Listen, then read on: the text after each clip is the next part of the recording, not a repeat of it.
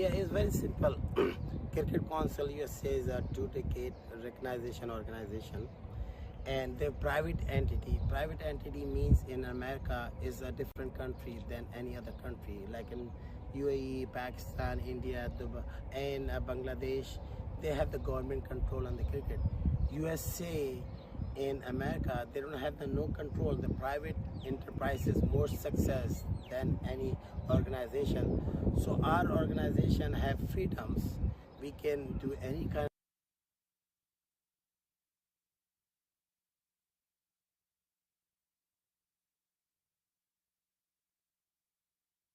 And they're not doing the proper promoting cricket.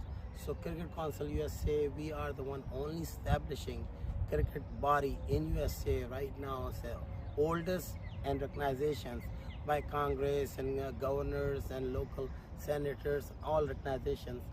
They bring this thing at the platform to bring the cricket is the right direction for last 2 decades. You know, like first we find T20 in USA, then fight T10, first cricket stadium in built.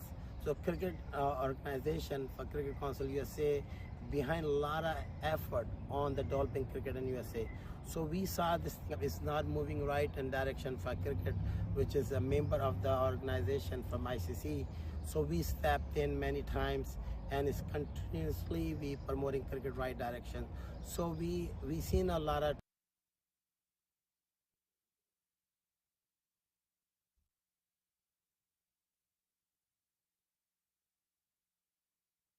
not just for US Open, many other tournaments where we can get the better players.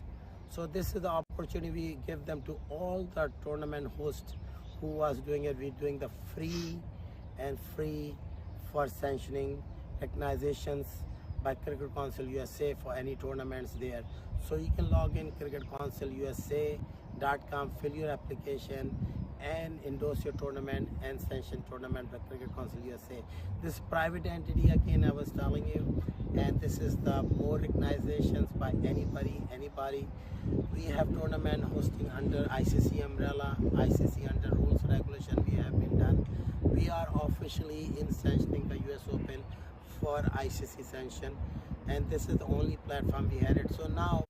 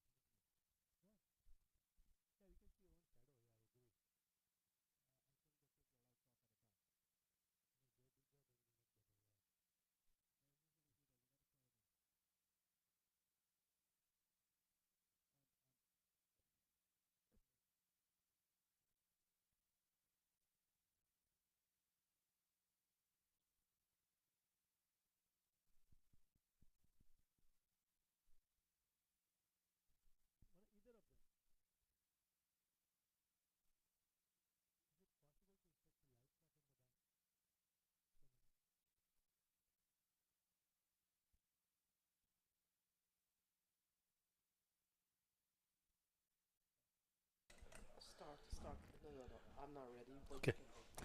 Hello and welcome to match number 15 here on the Broward County Stadium here between UMMC along openers Jaskar and Malhotra along with Nauman Anwar. They are playing the Dallas team captained by Unmukt.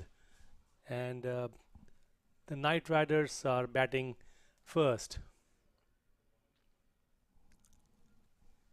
Donning a red helmet is Jaskaran Malhotra. Of course, Jaskaran Malhotra played for the United States national team and rose into significant limelight after those 6 sixes that he hoisted in 1 over in one of the international matches, joining the likes of Sir Gary Sobers and Ravi Shastri amongst others.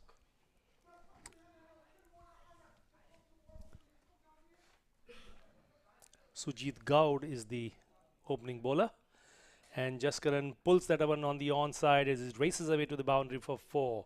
He just helped that ball along the way to deep fine leg, and using the speed of the ball and allowing it to come to him rather than doing something too powerful. Of course, Jaskaran can display a lot of power in his stroke play. As I welcome my co-commentator, he is just getting ready, putting on his bow tie and other stuff, making him look smart in front of the rest of the folks over here at the Broward County Stadium. UMMC 5 for no loss. As Jaskaran is reviewing the field, of course we are in the power play at the present time. Sujit Goud. Well directed delivery, and Jaskaran gives it all the respect it deserved. Just pushes it back towards a shortish long off and no run. Of course, a dot ball for any bowler in this format is a mental victory almost, because you are not allowing the batsman to score. And with only a 120 ball match, every ball counts. Every dot ball counts even more.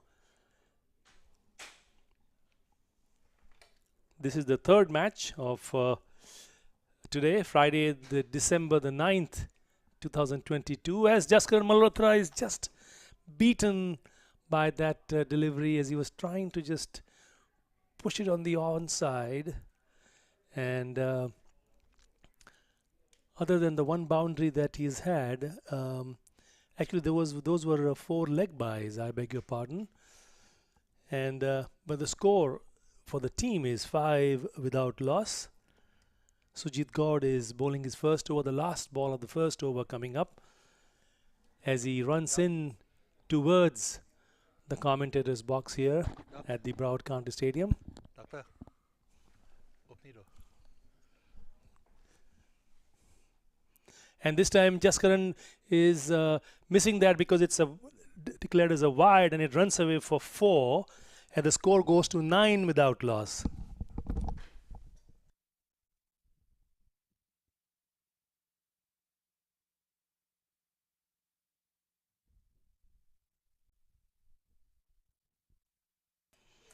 So we have talked so much about extras playing a extra special role in these T20 format, and we've already seen 5 plus 4, 9 extras already in a score of 10 without loss.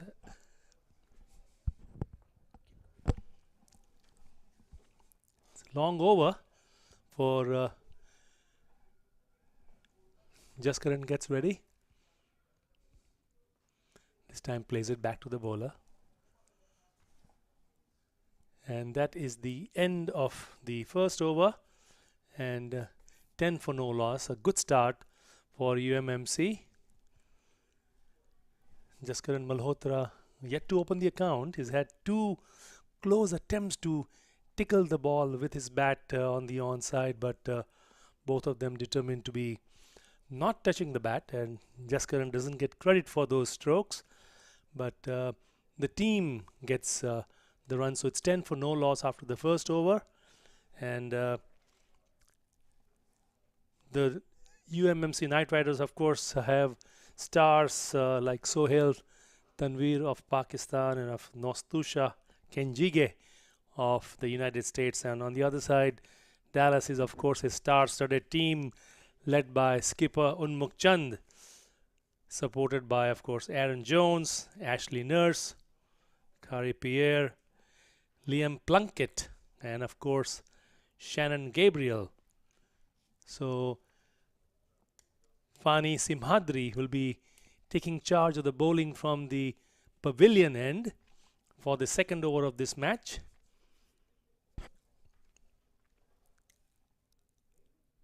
The side screen is being moved a bit to accommodate the batsman's need, and all the players are actually helping them out. So it's really a team effort to move the side screen as well.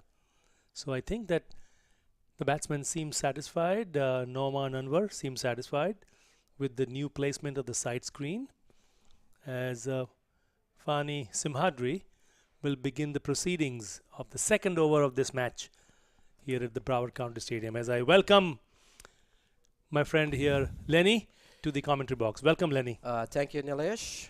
We would have seen a very good over for Shannon Gabriel. And you're right on that. Extras do play a big part. And you look at Jaskaran Malhotra, yet to get off the mark in terms of off his bat. And now Norman Anwar is on one.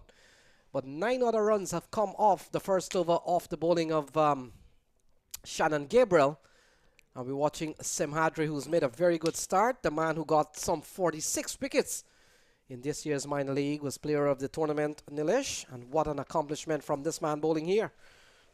Yeah, he's really bowled well. I watched him bowl the other day, and he's certainly made his presence felt without a question, Lenny.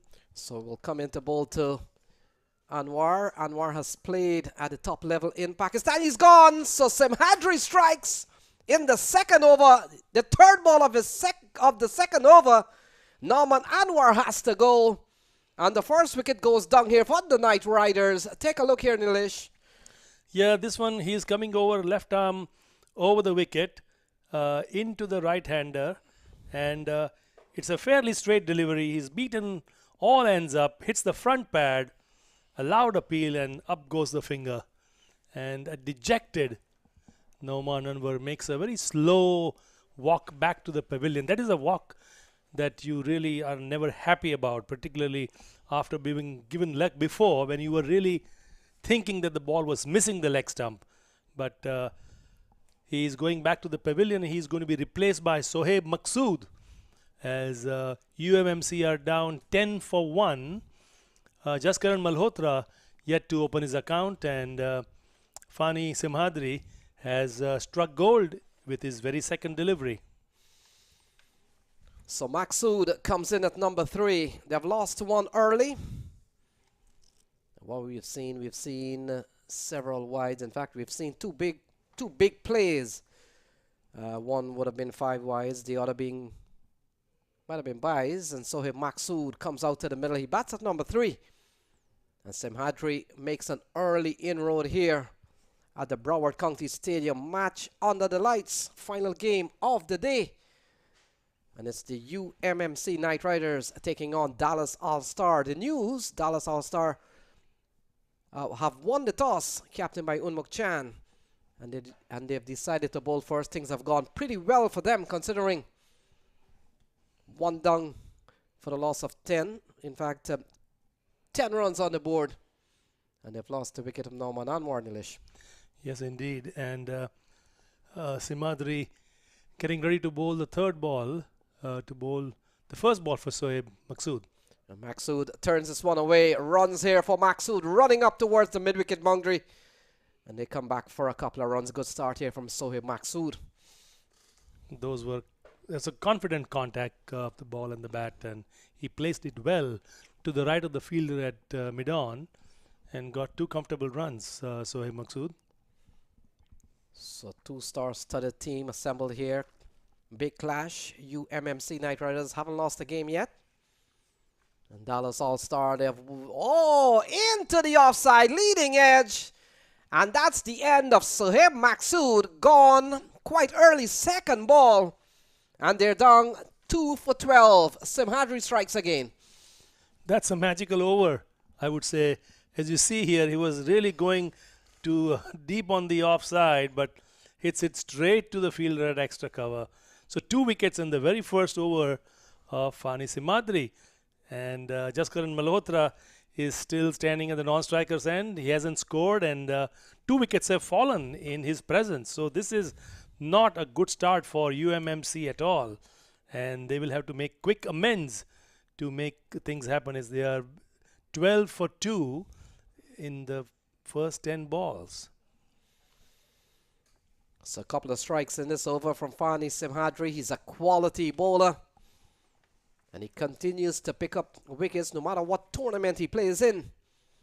And he has certainly made his presence known already in this game. A couple of strikes in this over.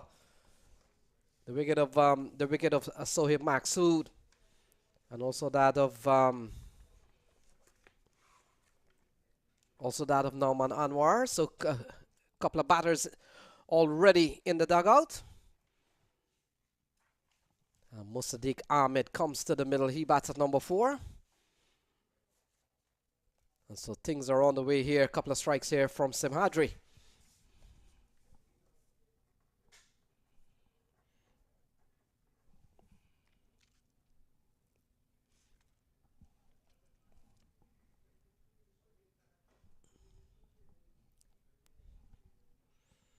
So ball left alone outside the off stump. Musaddiq Ahmed comes to the middle. And a lot of work needs to be done here, Nilesh. They're under pressure. The UMMC Knight Riders. A couple of strikes here from Simhadri. Yeah, what a first wonderful over by Fani Simhadri, grabbing 2 wickets, 2 important wickets, and putting the UMMC right on their back foot. And they will really have to make a lot of amends to try and get the scoreboard ticking without losing wickets. That is going to be the key. And Jaskaran Malhotra is on strike. Those of you watching, Jaskaran Malhotra is wearing a orange helmet, and Musaddiq Ahmed is the blue one. So Shannon Gabriel will continue. His second over will come into bowl to Malhotra. And Malhotra gets a quality ball. That's a very good ball from Shannon Gabriel. Yeah, Shannon Gabriel has been throwing fire. I mean, he has been really quick in this tournament. And when you have to bowl only 4 overs in your quota, you want to expend all your energy and bowl as quick and accurate as you can. And that is what we have seen from Shannon Gabriel in this tournament. So a good start to over number 3 from Shannon Gabriel.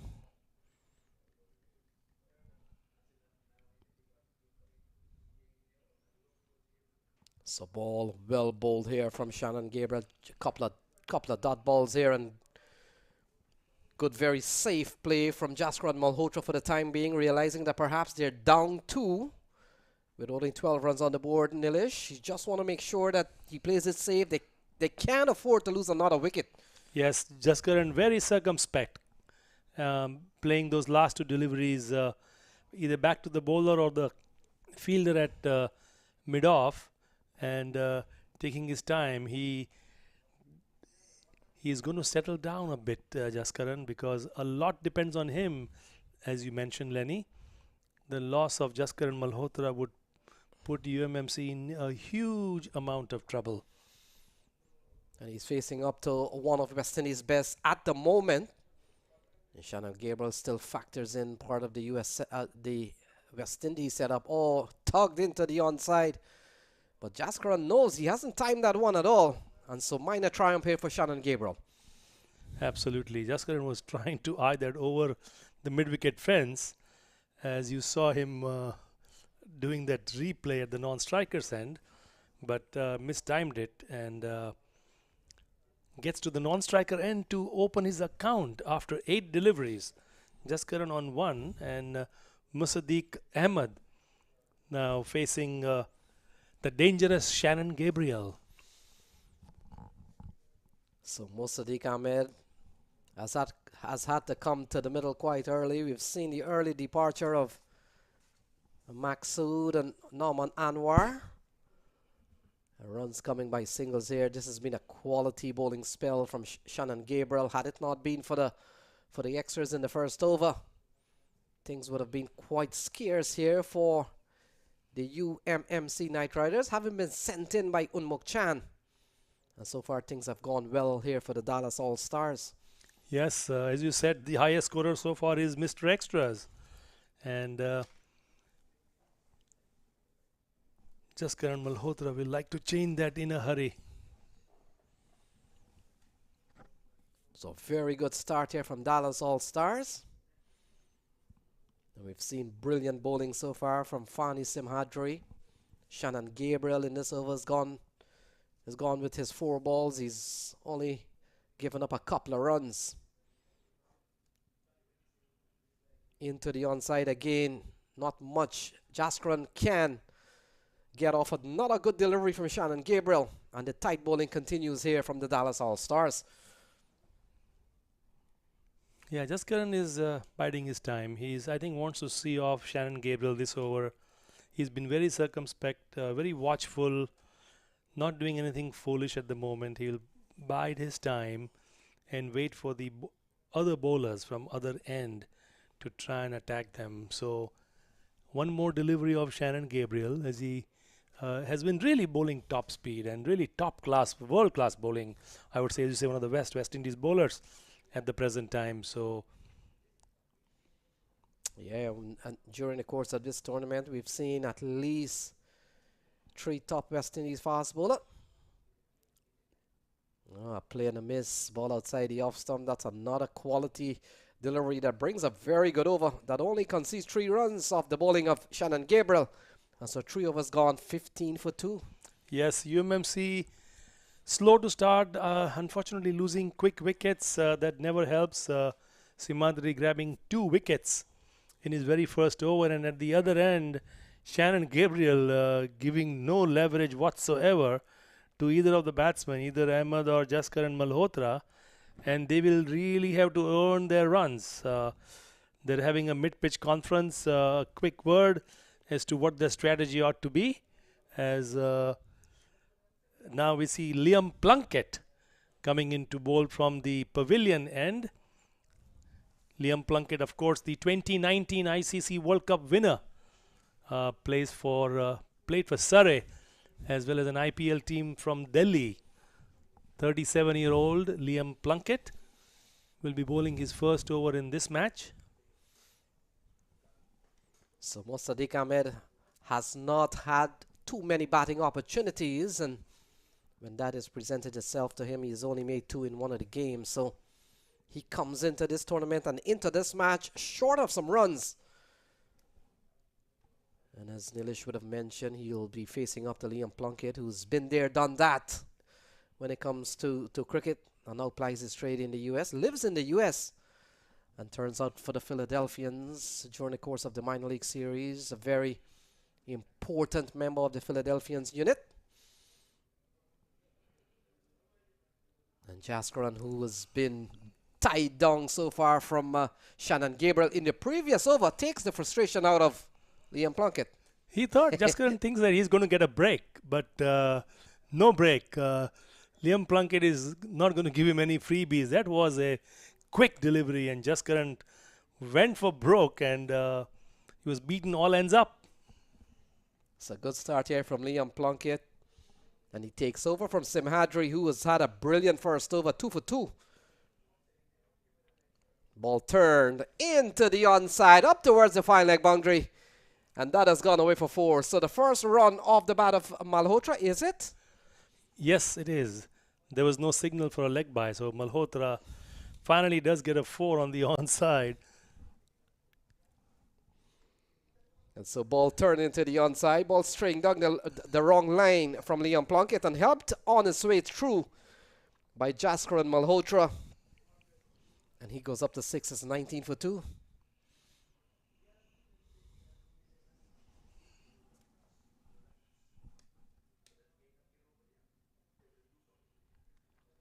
So the tidy stuff continues here. We've seen a couple of quality over from Shannon Gabriel.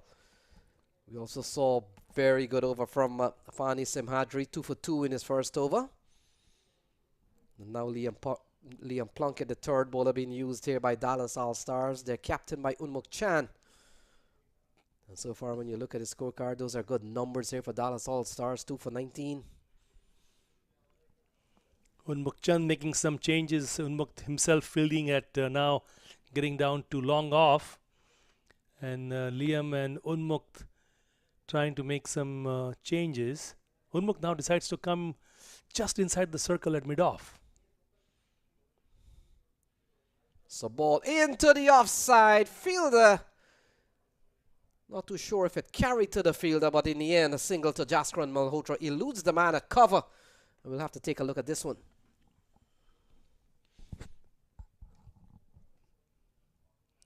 Jaskaran slashes at this one, and oh, that was half a chance. But if you want to dismiss a quality player like Jaskaran, you have to grab those opportunities with both hands. So 5 off this over so far. We've seen a 4 off the bat of Jaskaran Malhotra. Musaddiq Ahmed comes in to strike. Oh, skied high into the onside. Fielder comes around. And he takes a very good catch. The question is it in the playing area? It appears to be so. And so the third wicket goes down. Musaddiq Ahmed is gone. And that's a well-judged catch by the man at deep square leg. It's 20 for 3.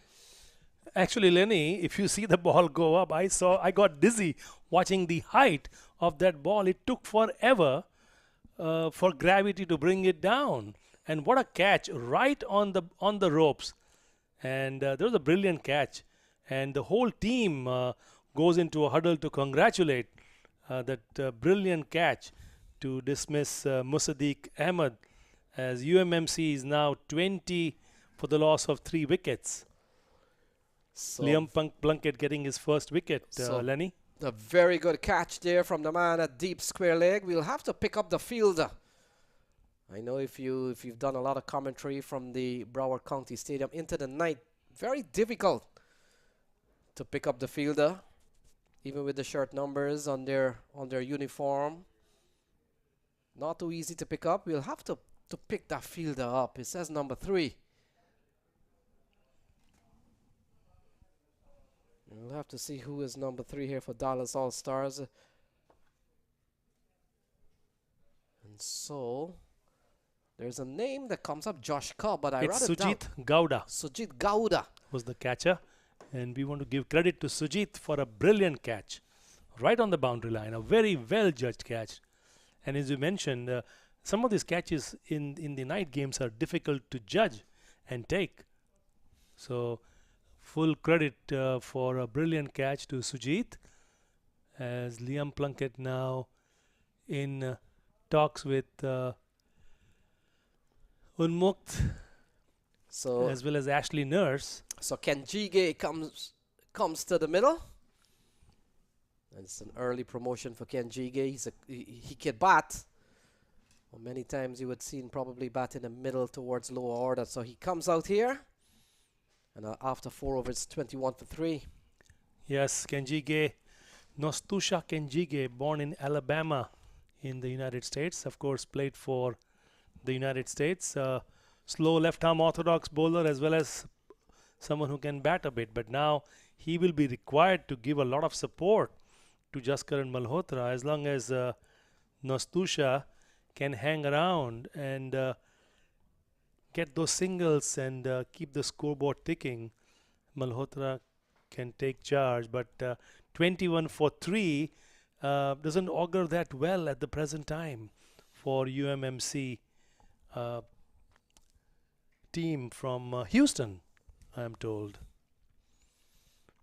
So Kari Pierre, the leg spinner, slow left arm orthodox, plays for the West Indies these days. Comes out of Trinidad and Tobago, so the pressure will still be on. He's a quality spinner, Kari Pierre. Very experienced, having played regional cricket for some time. And we've seen him so often in the United States plying his trade. And he comes in here with some work already done from the Dallas All-Stars. They've taken 3. It's only 21 on the board. And ball worked into the onside from Kenjige, running quickly. They'll come back for 2. Kenjige is extremely fast. We were talking about earlier on some of the top fielder in this tournament that we have seen. Hayden Walsh certainly stands out. Karima Gore, top fielder. Ken Jige is a lightning in the field. We forgot the main man from Guyana who showed us the somersaults. Kevin Sinclair, 23 for 3. Yes, sir. The ball worked into the offside, can't score. So Jaskaran Malhotra will have to play a very key role here. We know he's the type of player that has made runs in the stadium over the years. He will have to pull out one of those big performances. They badly need one. He absolutely will have to. This is the best way to do this, keep the scoreboard moving, keep Jaskaran on strike. Jaskaran appropriately not wanting to take the second run. I remember several years ago, right in the US Open, Jaskaran has scored. He has scored 2 consecutive 100, and he was on the go to score a third 100 in the stadium, and he got out 80 something plus. Would have been a remarkable feat for this man. He's done better than that. He's made his name worldwide. This one into the onside, swung away, and the old Jaskaran Malhotra has come to play. That's a lovely shot for 4, 28 for 3. Yeah, he's not going to miss out on that one. That was drifting down the leg side, as you see on the replay, and he took full advantage of that ball drifting down the leg side and helped it along the way to the deep square leg boundary for 4. Well played, Jaskaran. Good 4 runs. That'll boost his confidence and certainly help the team. Jaskaran moves on to 11 of 14 deliveries and 28 for 3. Yes, Nilesh, and this is where it tests the mental capacity of the like of Jaskaran Malhotra. We know he can strike the ball. We know he has accumulated runs in this tournament. 28 for 3. Jaskaran will need to play a big hand here tonight. He's the captain. He's going to lead by example. He'll need to get a 50 here tonight. Oh, this one, look at this one. Straight down the ground. And that is struck and struck well off the bowling of Kari Pierre, and that's gone for a maximum. Yes, that's the Jaskaran. The fans know him. The big hitter, Jaskaran Malhotra, as Kari Pierre just lobs one up and a full swing of the bat and a clean strike all the way for 6 runs. So 2 back-to-back glorious strokes by Jaskaran Malhotra. This over's gone pretty well, 13 so far. Unlike Kari Pierre, he's usually very cheap. And so that completes the 5th over. And things have gone the way of Dallas All-Stars. They have taken 3. It's 35 for 3 at the end of 5. Yes, some repair work done by Jaskaran Malhotra in conjunction with Nostusha Kenjige. And to continue this operation in this commentary theater, I invite my friend, brother from Trinidad. He is occupying the seat along with George. So welcome, Mr. Vinod Mamchan.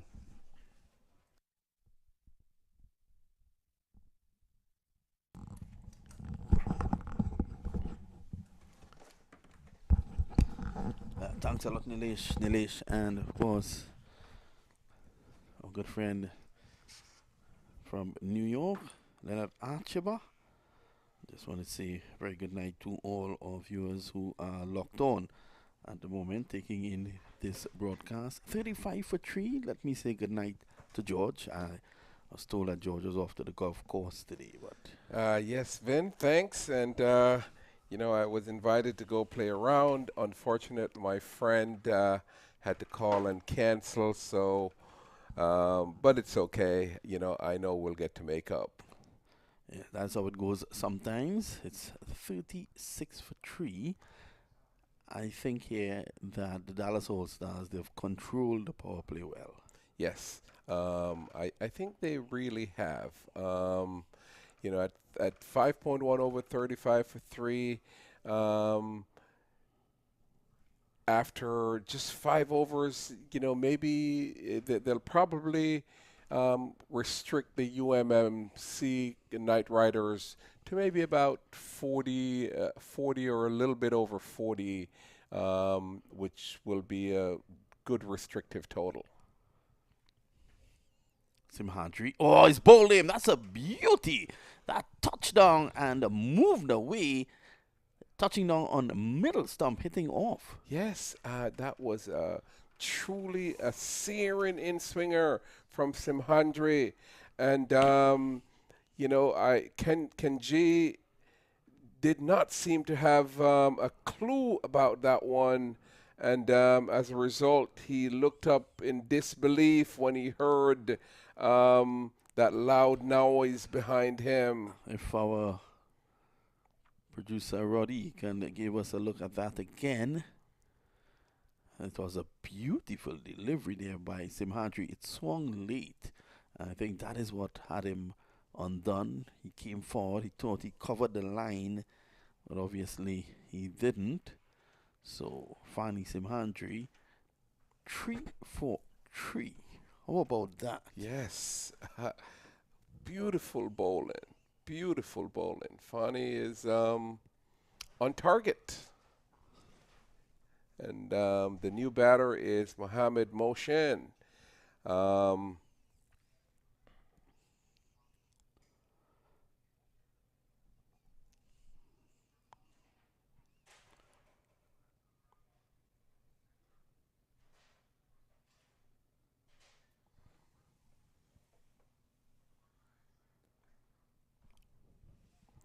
So this is, there's a few deliveries again to go before the power play comes to an end. 36 for 4. Jaskar Malhotra is standing amongst the rubble. Yes, and as we discuss over and over during most of these games, when you have the fielding restrictions and you don't take advantage of it, you usually end up not being very successful. And Mohammed, you know, played that one out into the square leg region or the short cover mid wicket region, and as a result, he was able to get off his mark. So Malhotra has a huge role to play tonight, and he is one of those batsmen who's very capable of doing just that. Here's Simhandri. Oh, that's a good option. This angling it across the right-hander, and because they have lost 4 wickets, Malhotra would not go after that.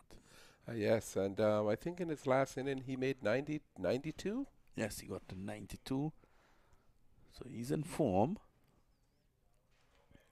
When he's on song and he's in form, he's a beautiful pitcher to watch. Again, Simhandri squaring him up there. He continues to get this ball to outswing. And that takes the score. Well, he didn't run. Yes, they are certainly being careful, being watchful, thinking they do have quite a bit of leeway with... Oh, beaten. Beautiful delivery. And just going past the outside edge. Yes. It's the end of the power play. Very good power play for the Dallas All-Stars. You can give them the power play. 38 for 4. Yes, 38 for 4. And you saw that beautiful smile on Fani's face when he bowled that one, because he knew he had Jaskaran, you know, all bamboozled a little bit. So he'll hope that in the next over, if he faced him, he'll be able to do much more than just bamboozle him with one ball, but maybe be able to send him back into the hut. So it's 38 for 4. And Harry Pear, his first over cost 14, so they have done away with him. Normally Harry Pear is very stingy with the ball.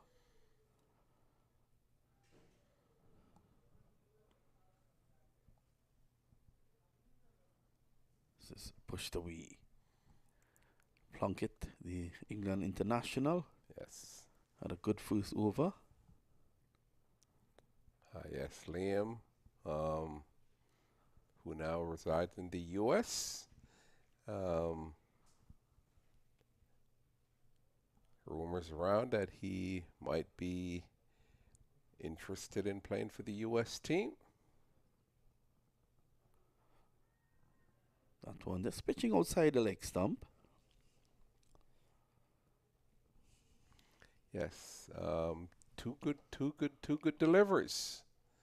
Mohammed not been able to navigate what Liam is doing with the ball, and as a result, both balls have not produced anything other than dot balls. So Liam is in again, and once again, another defensive stroke, no run. Yeah, well, Plunkett is also doing his part, and he's getting the ball to reverse swing, and that is amazing that so early in the innings he's getting the ball to reverse swing. Let's see how Mohammed Motion goes about partnering with Malhotra. What it'll need to do here is these two will just need to play each ball on its merit, don't do anything silly, and double up on misfields, which is what you saw from Shannon Gabriel. I said before, when Shannon Gabriel sent in his resume to become a cricketer, or to apply to become a cricketer, he never put fielding as one of his attributes.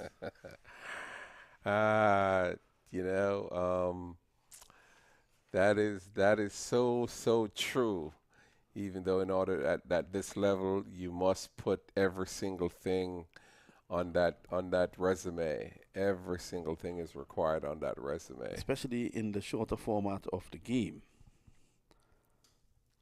Because we have actually seen some superb catching from a lot of fielders, but we've also seen one or two drop catches that were considered relatively easy.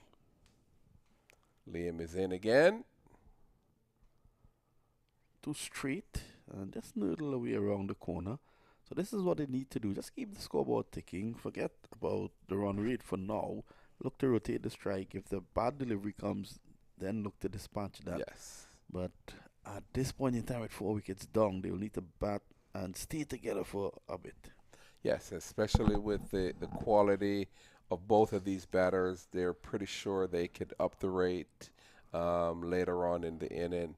But if they take risk at this point, get out, then it will only be more pressure on the batters coming in later. So Liam is in again. This delivery just played away on the onside. And then the wicket still seems pretty good after, after 2 matches. Third match, Liam was able to pound that one into the pitch, and it still went pretty high. Yeah, it responded. And one of the things also is that Liam is pretty tall and he has a high action, so he's coming down even taller than that. So let's say he's 6'2". Yeah. And that jump and the high action, actually, he could be sending that ball down from about 9 feet. Yes. So it will respond. And that really was a good approach. He sunk it into the pitch, made sure that one came up to the batsman, who could only made somewhat of a defensive approach to it, but he turned it around, but they were able to get a single. So after 7, it is still 43 for 4 with a run rate of 6.1. I think this is an error here by the Dallas All-Stars captain. I would not have brought back Gary Pear. The bowling patch, the purple patch that Fani Simadri is in, I would have bowled him out. He still has an over to go. He's taken 3 for 5 because you want him to try to dismiss Malhotra. He gave Malhotra problems in the last over. I guess he's hoping that maybe being with both batters being having quite a few dot balls, he might be tempted to go after Pierre, and therefore might take some risk. It's all about looking to press home the advantage and not releasing the pressure, not releasing that pressure valve. Harry has not been in the best of form today. This over has been good though. 3 deliveries, just giving away the single. There's also the option of Ashley Nurse when Curry is through, because Ashley will take the ball away from the left-hander motion. But Malhotra is the danger. Yes, and but he's going a little bit sedate at the moment. Well, that's experience for you. His team has to undergo a rebuilding process, and this is why he is there, just to look to rebuild. Yes, needs to. He needs to be. He needs to be the batter who stays at the crease and makes sure that they rebuild the inning. Bowl him! That one kept low. Malhotra is bemused by it because it was short. And rightfully, if it's short, you're going to go onto your back foot. That one kept low and castled him. And that is a huge breakthrough. Huge. So maybe that's exactly what the captain was thinking, that with the pressure being on a little bit, with Jaskaran might be tempted to want to up the run rate just a little bit, and as a result, instead of maybe playing a defensive stroke on that. But there was no way he could have played that, really. It was short. So he had to go back to play it. But the ball just kept low and went on. So there was absolutely no way he could have actually played that. And I think that is exactly what he's explaining. Yes. It's not about a defensive shot there, George. He just could not play a shot to it. Yes, and they're in even more trouble as we speak, because it's they're now 45 for 5 from 7.5, and the new batsman is Justin Dill. Well, Dill is a seasoned campaigner. He's going out there now. You didn't get that, did you, George? Dill being a seasoned campaigner. Yes, I got that, but I was hoping that you would elaborate a little bit more on that. Yes. So they're hoping though that with Jaskaran not being able to resurrect this inning, that Dill and Mohammed will do the job for the team. So it's going to be Pierre to continue. He's going to bowl to the new batsman, Dill.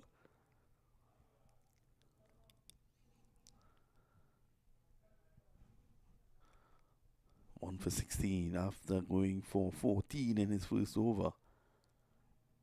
So Dill doing the right thing, just coming on to the front foot, easing it away. Yes, easing it into the covers for an easy single. Should be the end of the over, and it is still only 46 for 5 from 8 overs. Beautiful moon there. Is that the full moon? Yes. I hope there are no werewolves around or vampires. Sometimes they're disguised as human beings. Haven't seen one as yet, but and I'm not hoping to see one either. 46 for 5 after 8. Malhotra, the last man, dismissed for 21.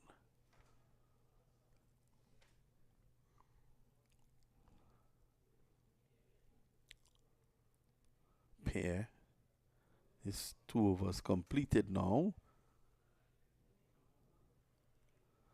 Seems if Liam is still continuing. Yep, from the northern end, delivery outside the off stump, just getting it to shape away a bit. He's enjoying the spell. Plunkett. Yes, tall, lanky, with a little bit of pace, and he's getting as much as he can out of the wicket.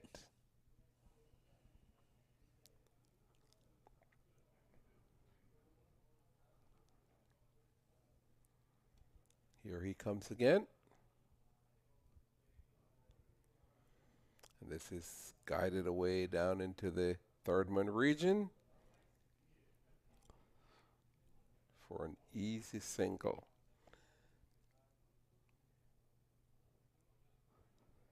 Fani Simadri has to take the credit for the situation that Knight Riders find themselves in. I would completely agree. Yes, he was very instrumental.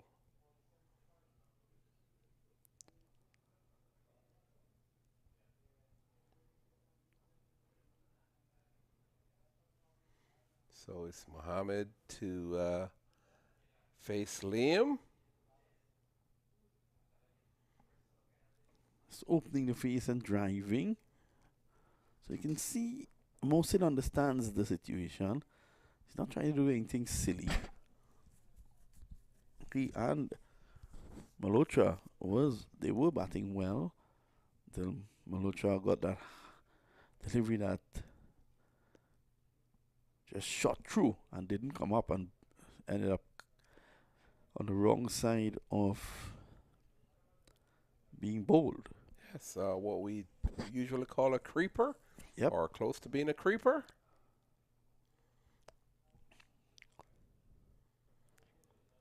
Yes, and Liam is on target.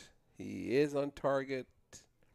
Ball seems to be keeping a little bit low.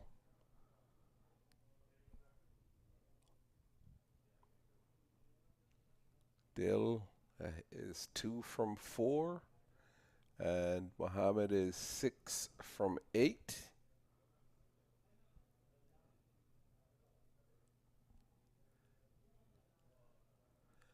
Short. Looking to crash it through the offside. I thought again making some height. Yes, and once again, that was another of those deliveries where Liam pounded that one into the surface, and it rushes through to the keeper.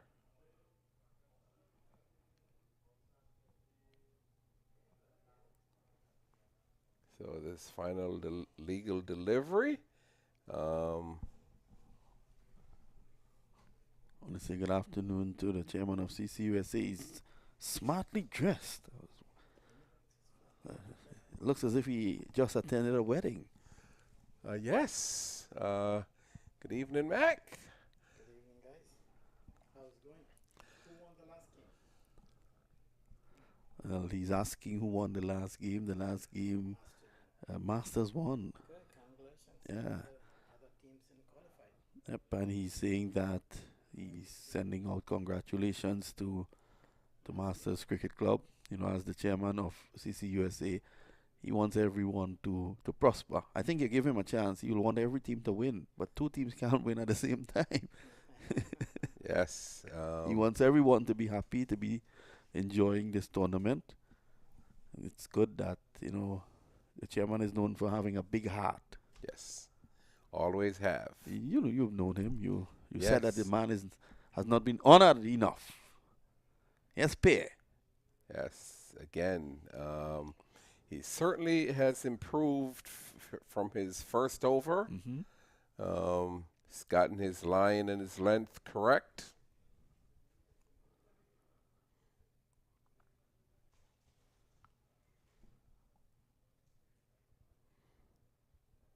And as a Keeping it tight. Yeah. Yes. He's bowling on a spot. It's as if you put a coin there and he's just throwing the ball on it. Yes, from giving up 14 from his first over, His next 1.5 overs only produced 3 runs.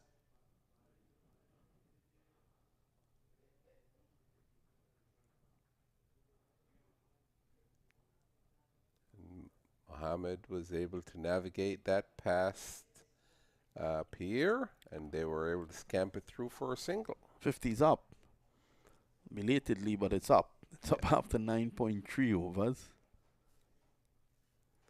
So at this rate, they are on target for somewhere in the region of about 110.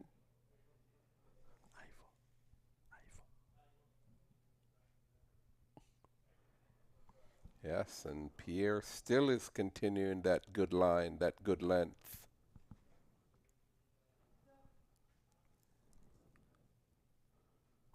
Well, let's see. Oh. You come.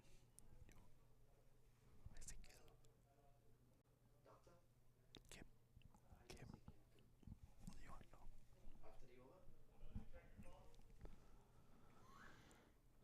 So that's just one delivery to go in this over. Kaipe 1 for 19. He's done well there, George. Yes, he certainly has made amends from his first over. He's guess the word came down from the dressing room that he needed to show his talent. So squeezed away, and that's one more. So at the end of 10, I think the Dallas All-Stars, they have taken that first 10 overs. Yes, and they're barely at 52 for 5. With a meager run rate of 5.2. Mohammed is 7 from 10, and Justin Dill is 5 from 10. So we're going to have a double change in the commentary now with Dr. Mehta and Lenny Archiba coming a calling.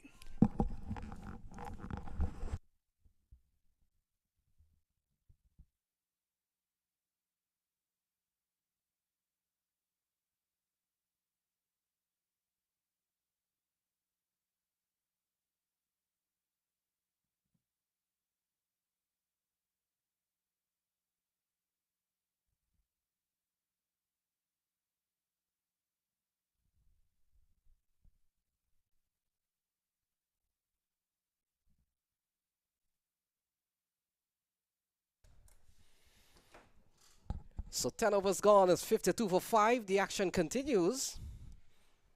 And it appears Ashley Nurse has been given the ball. So he comes in here at a time in which they're going at just above 5 runs and over. Cut away. That's a good looking shot from Justin Dale into the offside. And they're going to settle for one as we welcome Kim into the box. Kim, 53 for 5. UMMC under some bit of pressure here. Yes, they are, Lenny. You will 10 overs gone already. You think they will be marching up pretty close to 100 by now. But the Dallas Stars, they are bowling well. Yeah, we would have seen a good bowling performance from Simhadri. This time ball turned into the onside. And they'll need some partnership here. Still 58 balls to be bowled. And still some time for a recovery. But they're under pressure here, batting with 5 down. Yes, they will have to look to build a partnership here now and try to attack a bowler. Even the man who is bowling with the notebook right now. So ball worked into the onside. Easy single here for Justin Dill. Yep. So the man with the notebook, Ashley Nurse. Oh no, it's Keswick Williams with the notebook. I think he borrowed it to be here tonight. Ashley Nurse has made a very good start. 3 singles in the over. Mohammed motion. Ball going down the leg side. Called a wide. Yes, so Ashley Nurse, he's the man with the Cobra style. Like to go like this. So wide is the signal from umpire Irfan Tola Saeed, a man that comes out of New York. And what we have seen, Kim, the umpires, like the cricketers that come from various parts of the country. Ball Ball chopped into the offside, can't score. Yep. So seeing lots of international players here, Lenny, and lots of West Indians players there in the tournament as well. Yes, Kim, this one worked again into the onside. This has been a quality over from Ashley Nurse. He has played at the international level. And look, he's bowled an over with 5 balls so far. He's only given up 5 runs. Yes, using his experience here. 5 wickets down. Hunting wouldn't mind taking another one. It's 57 runs on the board at in 11 over. And what we have seen, this is the 5th bowler used by the All-Stars. And another quality ball here from Ashley Nurse, as this has been a tidy 11th over. The over comes to a close. It's 58 for 5. 12 extras in the inning so far, Lenny. They would like to tidy up that a little bit. 12 overs, that's a lot of runs given away. A partnership of 13, they're going at 5.3. 5 wickets down, they need to get to at least 160 at the end of their 20 overs. But Dallas, they're applying pressure. So Kari Pierre, it appears, will continue. 3 overs for him, 1 for 20, I think. And we'll confirm that when his bowling analysis comes up. But Kim, just to let you know, UMMC Knight Riders, they have won both of their games. They're stand at the top of the table with 5 other teams on 4 points. And Dallas All-Star, they have won 1, they have lost 1. Ball cut away. That's a good-looking shot from Justin Dill, primarily a bowler. But the fielder would have done well to save a boundary. Has he not? Well, he has not now. The ball trickled away, hits the rope, and that's 4 runs. Yes, that's a good effort there from the fielder, but couldn't manage to pull it back in play, and they picked up a boundary, and the score moves on up to 58 for 5 in over number 12 there, Lenny. Well, with that 4, they'll probably go up to 64. Now that replay comes, Kim. And so it'll be 62 if that one would have gone away for 4. A good-looking shot from Justin Dill. And this one worked into the onside, can't score. Kari Pierre, he's played for Trinidad at the first-class level. He's played CPL cricket, top bowler, very tidy. A man who's played at the West Indies level briefly, and I still think he'll probably get back into the side at some point. So ball cut away in the offside again. And good batting here from Justin Dill. And I agree with you there, Lenny. Might get back into the team with Hayden Walsh Jr. as well. So just have to get some more practice and get in the form and do what they need to do to get back in. The fact is Akil Hussain has taken his place. And Akil Hussain is having a very good season from time to time. So it's either Akil Hussain or Kari Pierre. This one worked into the onside. Good running here from Mohammed Moshin and Justin Dill. Important to run even in T20 cricket, Kim. Yes, Akeem Hussain was in the position at once, and he went and he did his homework, and he's actually, maybe he's a permanent resident now in the West Indies squad. So 6 runs in this over so far. The leg spinner has really delivered a very good over. We saw very good bowling from Simhadri. Picked up 3 for 4 with just a couple of overs from him already. And this one defended here by Justin Dill. So still a tidy over here from Kari Pierre. Yes, it is. So we're looking back for Hayden Walsh Jr. and Kari Pierre back in the West Indies lineup. And others too. So win here for Dallas All-Stars. When we go to sleep tonight, Kim, it will be 6 teams on 4 points. The over comes to an end. 12 gone. It's 65 for 5. Yep, so that was a tidy over there from Kari Pierre. 5, they're still going at 5.4 and 65 for 5. Do you think that they will get to about 160 at the end of their 20, Lenny? Well, we got 48 balls, so let's do the math starting with a run a ball. Run a ball will probably just give them at about 110, 115. You figure, Kim, that they have lost the entire top order. We've seen Jaskran Malhotra, Sohaib Maksu, Norman Anwar, Musaddiq Ahmed, and Ken Jige, who was promoted up the order. Didn't work. And we've seen some very good bowling and certainly some good catching from this team. They're playing well. Well, we have seen good catches throughout the day today. Very few drop catches. I can count them on my hand, about 3 or 4. But overall, we're having a good game so far. So Jake Lintott, it appears, has been given the ball. We'll confirm that. Yes, the scorer comes up. And he will come into bowl to Justin Dill. Justin Dill and Mohammed Mohsin has put in a 20-run partnership. Very important considering the way things have gone. And after this ball, we'll go through the fall of wickets. They came pretty quickly. Ball cut away into the offside. We'll only get a single protection out in the deep. So the first wicket fell at 10, second at 12. They were batting at 3 for 20, 4 for 36, and 5 for 45. So a bit of a recovery here, but still 47 balls remaining. Good stronghold on this batting lineup so far from the Dallas All-Stars. Yep, they didn't give them enough time to build partnership. They ushered them quickly back to the dressing room. So attempting to pull through the onside. Doesn't go too well. Struck on the pad. Yep, and appeal, but umpire not interested in that. Jake is bowling pretty well. Just a run from the over so far. And we've seen several English players here. Jake Lintott is one of them. And again, ball pulled into the onside. Aaron Jones is the man posted there. Yes, that's the shot he wanted to play earlier, but didn't make any connection at all.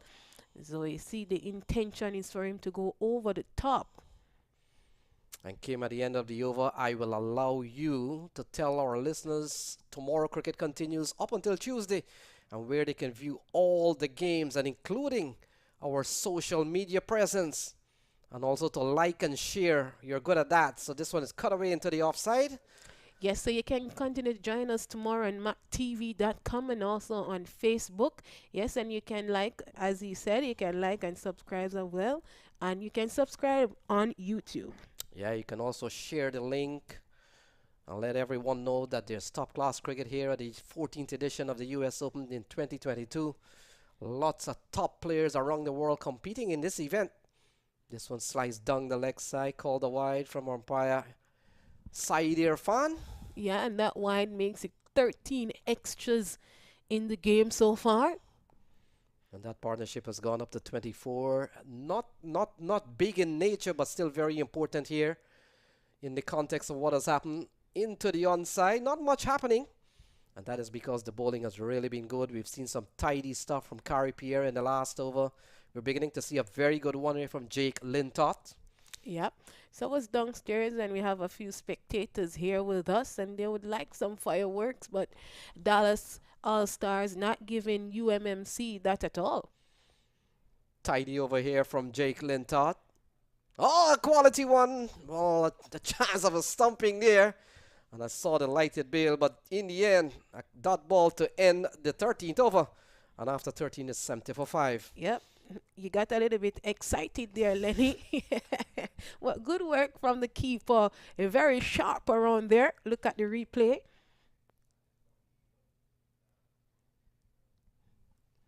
Very good work from the keeper. So 5.4 is the current run rate. A partnership that consists 25 runs, 13 extras from the over so far. So wonder if they will get to the 145, 150 at the end of their 20 with 7 overs to come. So 7 overs constitute 42 balls. Ashley Nurse comes back into the attack. Quality stuff from this man who's played at the international level. Comes out of Barbados. And we'll come into bowl to Mohammed Mohsin, a partnership of 25 so far. 70 for 5 is the score. Jaskran Malhotra fell for 21. Maksud for 2. Noman Anwar for 1. Mosaddiq Ahmed for 1. Ken G gave for 4. And the 2 batters out in the middle. You can see their scores on the screen. Turned into the onside. Good looking shot again from Mohammed Mohsin. But they've been held on a tight rein. And it's been a while we haven't seen a proper boundary. When I say proper boundary, we saw one in a couple of overs ago, but that was off a trickle, a bit of misfield. But other than that, we haven't seen a proper struck boundary from any of these batsmen. That's true. I agree with you. Well, they're hungry for a boundary now, but the bowling is pretty tight. Ashley Nurse. who is a very good. He has a lot of experience under his belt, so he's not going to give them any room at all to free their arms to go over the top and get some boundaries. Yeah, the bowling has been good. We've seen Shannon Gabriel, we've seen Sim Hadri, we've seen Plunkett, we've seen Carrie Pierre, Ashley Nurse, and Jake Lintott. So they have used 6 bowlers so far, and I want to think that they'll continue to use these 6, perhaps towards the end, until something goes awfully wrong. But for the time being, 6 bowlers seems to be enough. Yep, only 2 runs from the over so far. See, well, it's been bowled there. Oh, the keeper seems to do some quick work. Let us have a look on the replay to see what happened, because the celebration has been stopped in the middle. Let's see here on the monitor. Yeah, it might have been an appeal for stump down the leg side. It's one of the legal way off a wide you can get a wicket, and this is exactly what has happened. The question is, has the batter Get back in time? Yeah, in the end, umpire side here says not out. Well, we both got excited here in the box, so he lives to face another delivery. Struck and struck well. It may have gone all the way. It has. And that's a good strike. We were talking about a proper boundary for some time. It has come now off the bowling of Ashley Nurse. Struck and struck well. Yes, it has. 8 runs from the over. Can't believe he was hit over the ropes for 6. That was a great shot. As I mentioned earlier, you saw his intention that he needs boundaries, and he's going to go for them. 33-run partnership, still 37 balls to be bowled. Ashley Nurse has given up his first boundary during the course of his bowling spell. And this over's gone for 8 so far. Final ball coming up. Mohammed Moshin into the offside. Can't pierce that offside field. And so 14 overs gone is 78 for 5. Yep, so they needed that boundary. They need more if they want to get a tangible score on the board for them to defend.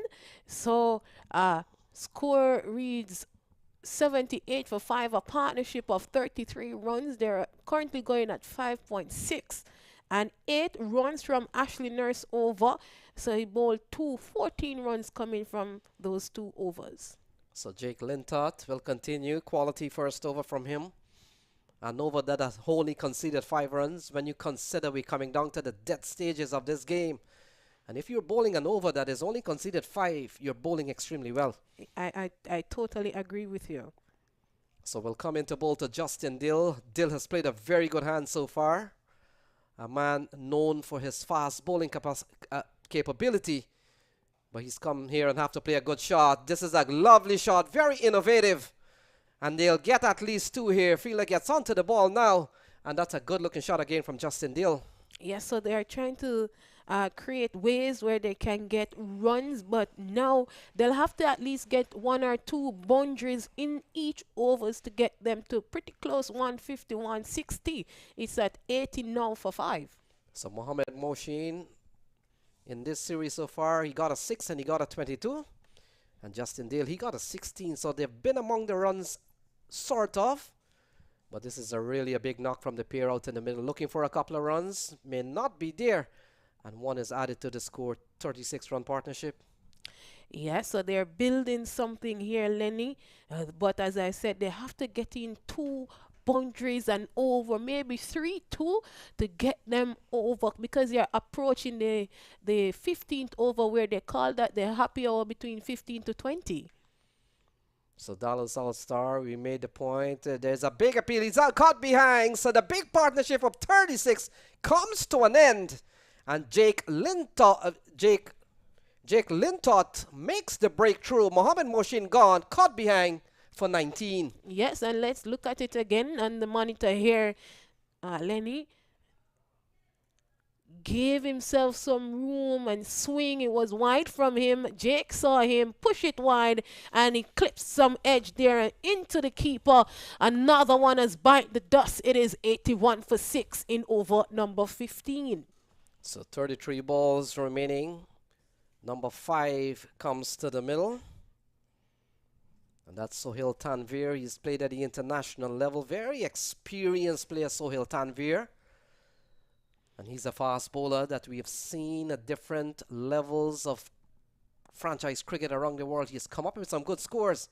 Still has some time with 33 balls remaining. Yep, with 4 wickets to go, anything can happen. With 33 deliveries to come, they can even get to the 150.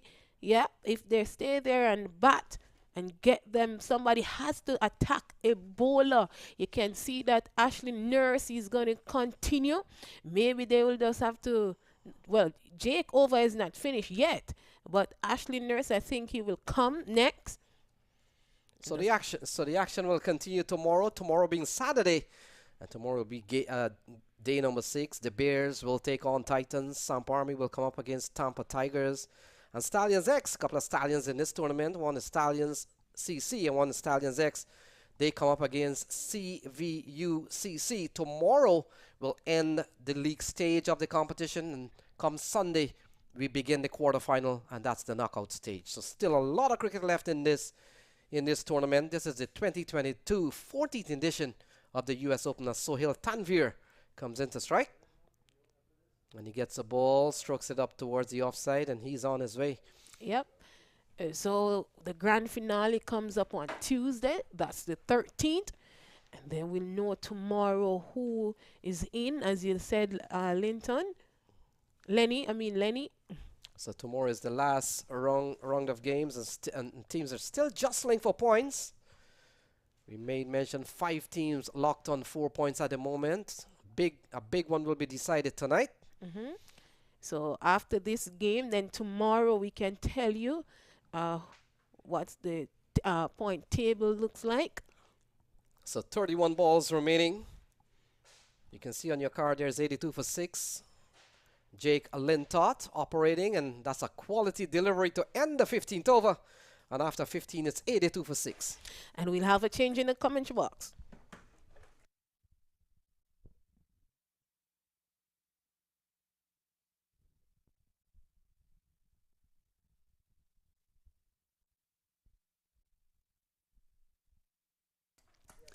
Welcome back, everyone. 82 for 6. UMMC at the moment struggling, and the last 5 overs coming up.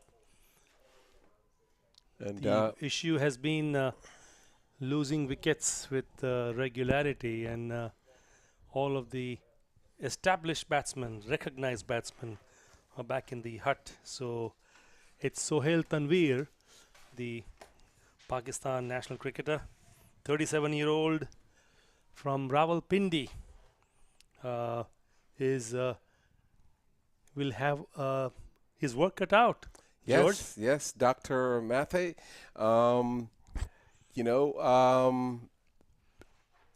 We've discussed that teams that don't take full advantage of the field restrictions usually have some issues.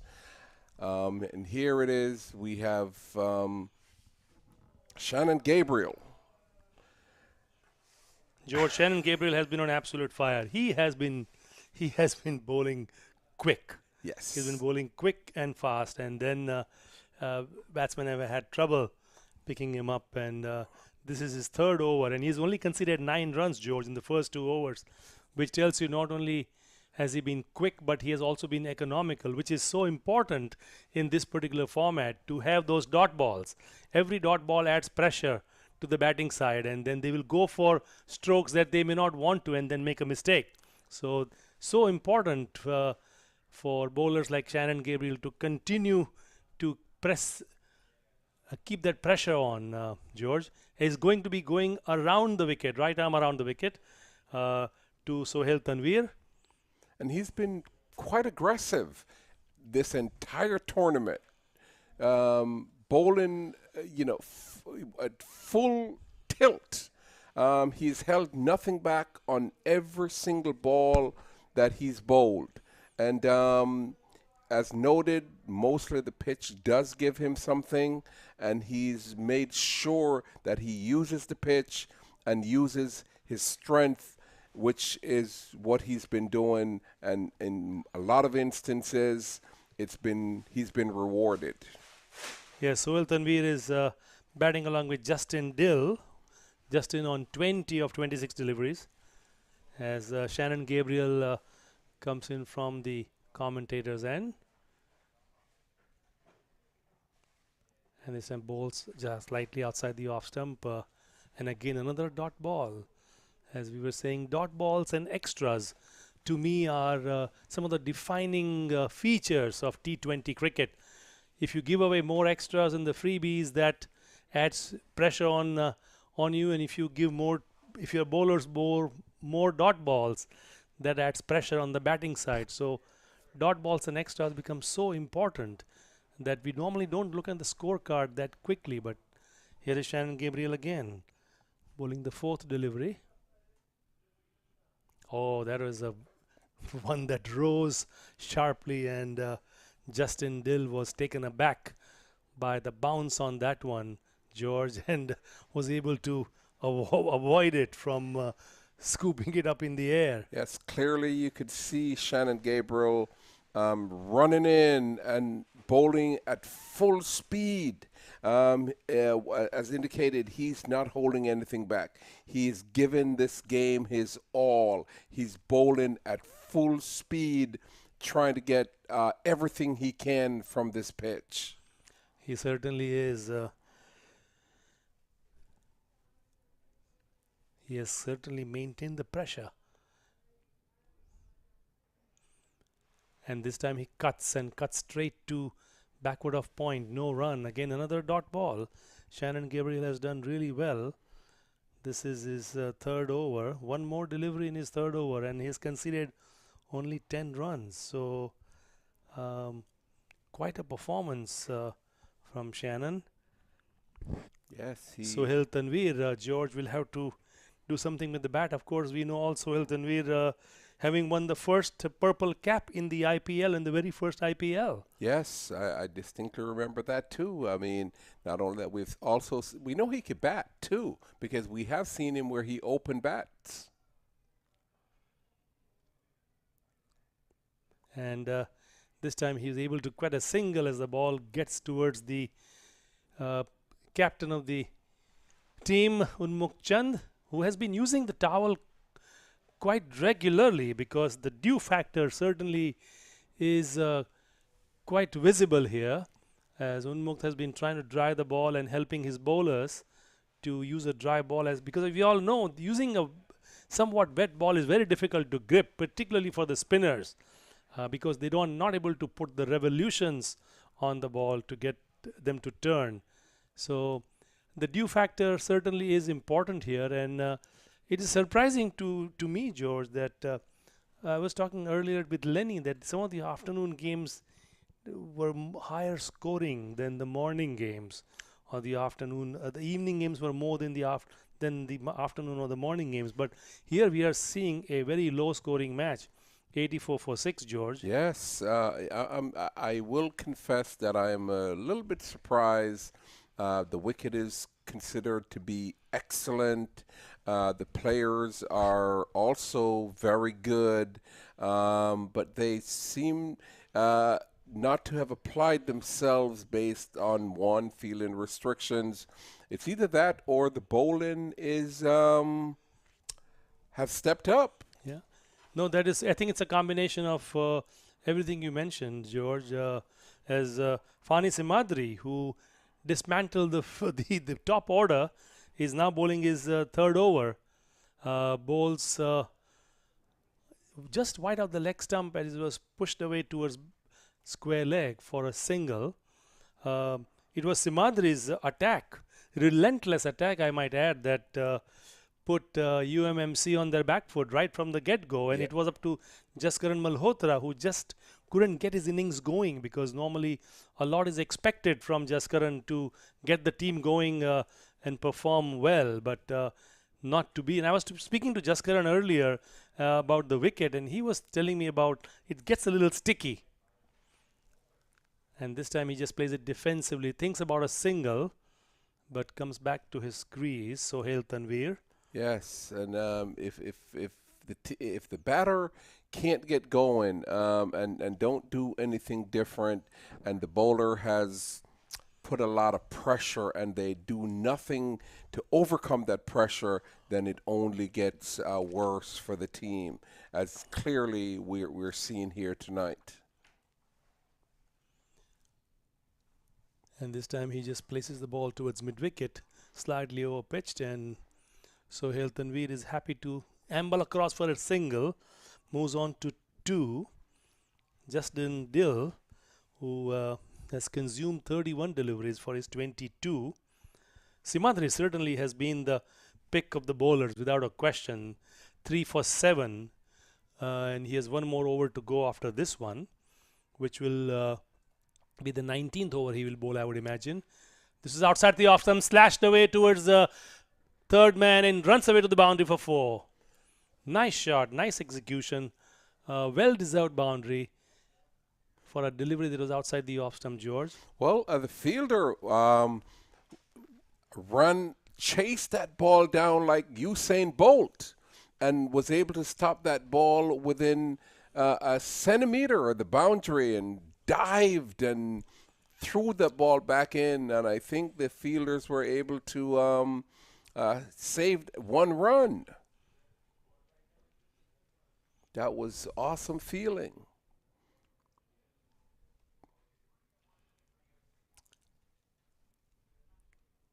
Four runs of the over so far, and this time it's over pitched and he drives and drives well towards the offside, straight to mid-off, and they get 1 run as the score moves on to 89 for 6.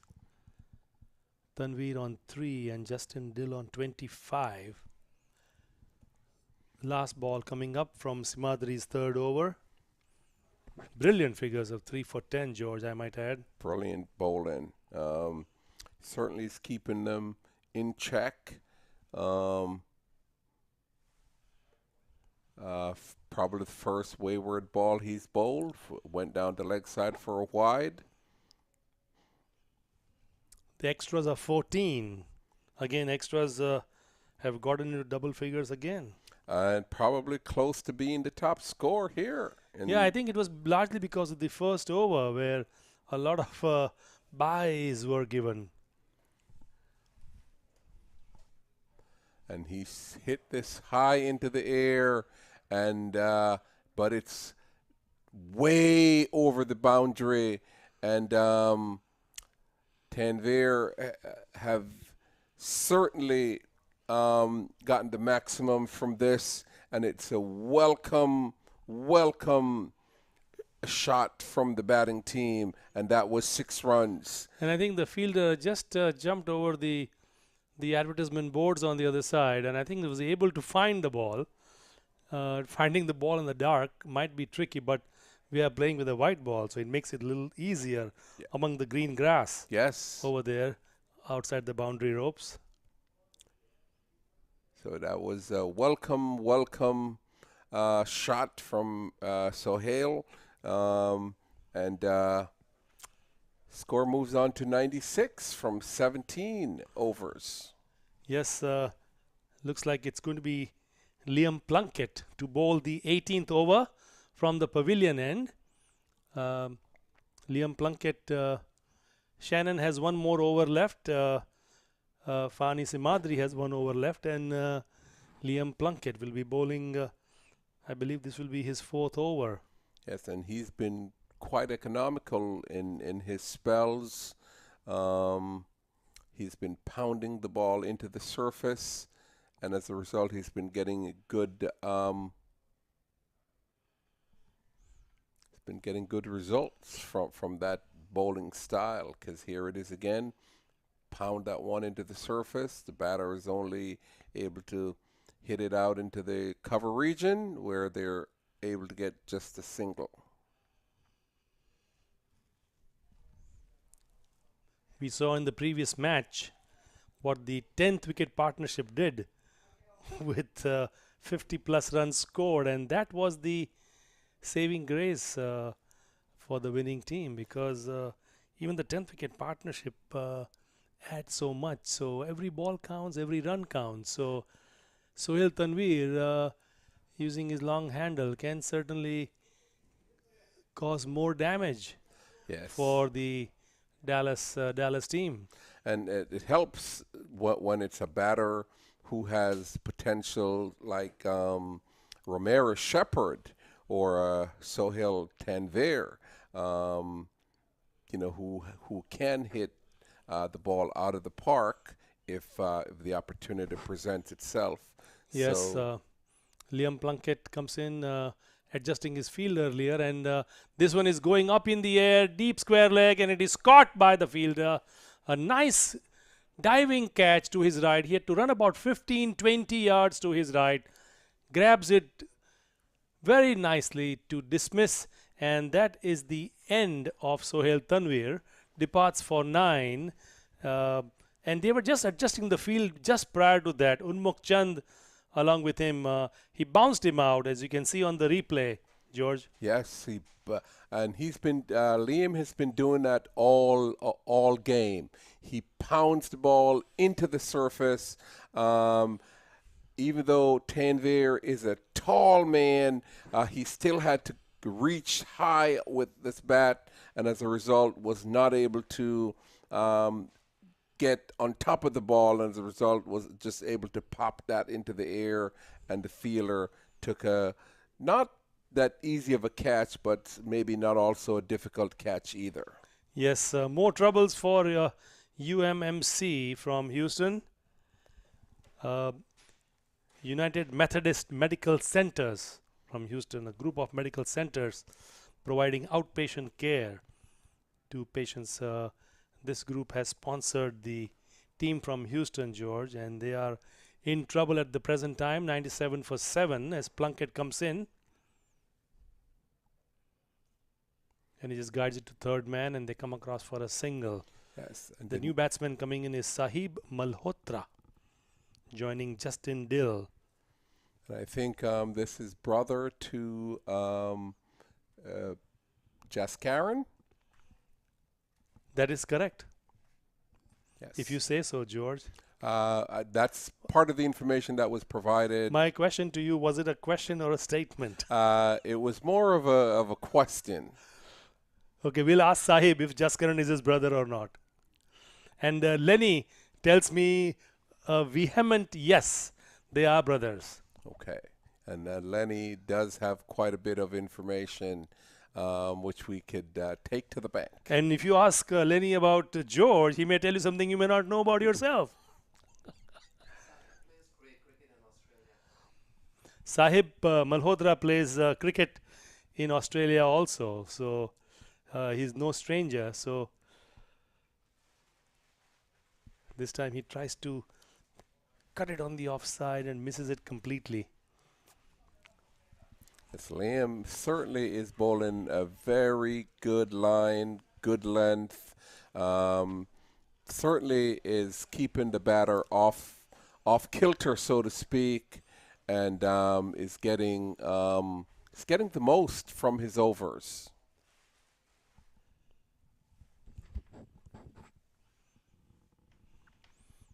Last ball of Plunkett's fourth over. Sahib just places it towards third man, and they come for a single, and that is the 100 mark. The UMMC have now reached the century mark. The problem is they've lost 7 wickets in the process, and 2 more overs to remaining for this T20 tournament here, for the match number 15 here on Friday, December the 9th, under beautiful floodlit cricket facilities here at the Broward County Stadium. Excellent weather, George, we've had all day long. We've had excellent weather for the past 4 days, and it's been predicted that we will continue to have great weather for hopefully the rest of the tournament, and we're hoping that we will have great weather for the rest of the tournament. And that was a statement, not a question. Yes, that was definitely a statement. Lenny and I could remember in past where we have had tournaments where it rained, just rain, and we were unable to have completion of the tournament, but doesn't look that way today. Shannon Gabriel steaming in, and this is tucked away to backward of square, and they take one, thought about a second but decide against it. Even though Shannon Gabriel has gone wicketless in this match so far, for me he has been a brilliant performer so far. He's only given up 12 runs in the 3.1 overs he has bowled so far, and in this format, or for that matter in any format, bowling so many dot balls is absolutely brilliant. Yes, T20 cricket, wickets are important, but I mean, keeping your econ rate to a meager 3.4, well, about 4 is still very good. And it appears as if Shannon Gabriel is determined to keep his econ rate somewhere in the region of 3.5 to 4. And I think he got away with that one because it was a full toss delivery, and Justin couldn't put that away. So yes, going wicketless is one thing, but being able to contain the batsman to this extent is absolutely amazing. Yeah, it's just as good. This time he gets a thick inside edge and the ball races away towards deep fine leg, and they come for a single. So not much damage done to Shannon Gabriel. Batsman not able to take advantage of that delivery that was going down to fine leg. Unmukt Chand has really marshaled his sources really well in this particular match. He's been fielding throughout the whole match in the mid-off area, using his towel, getting the ball dried up for all the bowlers, so they have a good grip on the ball throughout the whole match. And discussing with Liam Plunkett about some of the changes he has made, so full marks to Unmukt Chand for the captaincy of this match that he has played for UMMC. And this one, he wanted to put it over mid-wicket, but balloons up in the air, an easy catch. That is the end of the 8th wicket. Sahib Malhotra departs, is 102 for 8.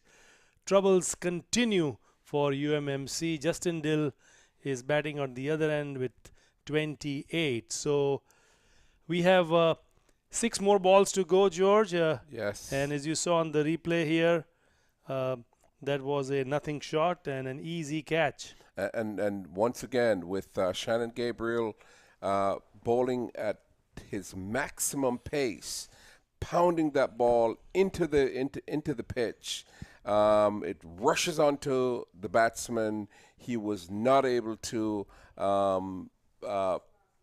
do what he wanted, and as a result, all he was able to do was just spoon that ball into the player, who took an easy catch. And we were talking about Shannon Gabriel going wicketless, and now all the successes that he's had in containing the batsman have come to fruition as he gets his first wicket in this match. So he has 2 more balls to go. Maybe he can cause more havoc for the batting side as he steams in. And this time it is driven towards deep mid-wicket, and the fielder has to go to his left about 15-20 yards, but again he has not given a boundary. Yes. Shannon Gabriel, those were 2 runs that were accumulated, and it was by Imran Khan Jr., who has joined Justin Dill, and 7 more deliveries left in this batting for UMMC. And it's still only 103, 103 for 8.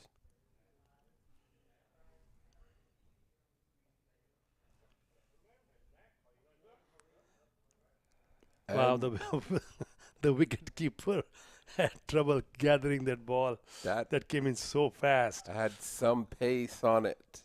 Yes. Shannon Gabriel has completed. And I think he was having a little bit of a chuckle as well, as you saw. If you get to see it on the replay, watch this ball, pounds it in, and the wicket keeper says, "Ouch!" And Yes, Shannon Gabriel completed his 4-over, 1 for 14. Yeah. And, you know, he certainly showed his caliber in this game. He was positive. He was ferocious. He gave it his all, and it showed. The results showed. Yeah, one of the problems with the UMMC innings so far has been they have not stitched any partnerships of any significant substance, because Malhotra, who scored 21, there were 25 deliveries, and Justin Dill, who's batting at 28, has consumed 37 deliveries. So here we are, last over from the most successful bowler, Fani Simadri. He's taken 3 for 17 of the 3 overs, and he'll be bowling the last over of this match to the UMMC batsmen Imran Khan and Justin Dill. And he's making sure he has the exact field placement that he wants, including having a very tight offside field. And what you are not able to see on the screen is you're only able to see Fani Simadri, but on the side, Unmukh Chand and Liam Plunkett, who are Liam Plunkett consulting Unmukh Chand and vice versa to ensure that he has the right field, as George said. Here we go. He drives and drives to deep cover, and they come back for 2. And what was very good about that delivery was he is bowling straight and full with some speed. So he's daring the batter to go after him, which means that if he swings and he misses, he will be hitting the stump. Yeah, at this point, if you can bowl accurate yorkers, those are premium deliveries to get the batsman out, particularly tail-enders. So let's see if he bowls one here. And oh, that was attempted, but it was hit straight back to Fani Simadri, and it came at a blistering pace. And he was unable to grab it, as you will see on the replay, George.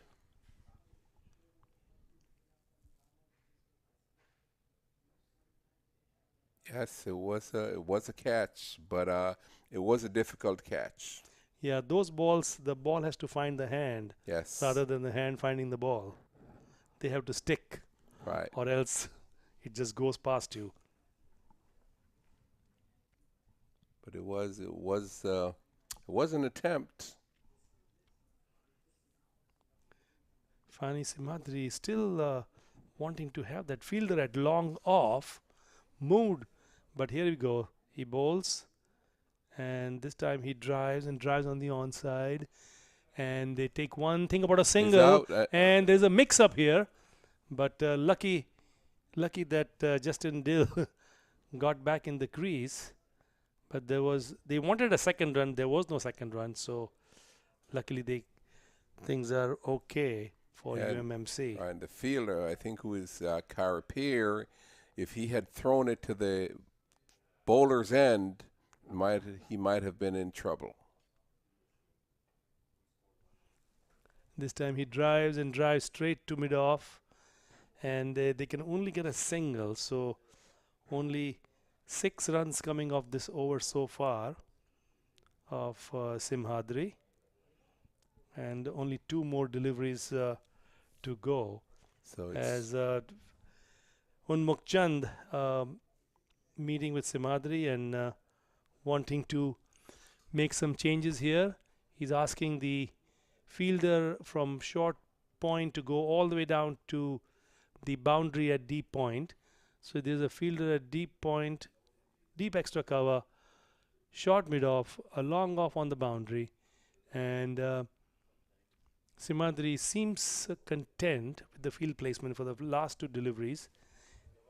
And he's going to go around the wicket, over the wicket. However, he wants to go definitely out, wide of the off stump, but he was too far wide of the off stump, and as a result, that was called a wide. He will have to bowl it again, and the Mr. Extras now jump to 15.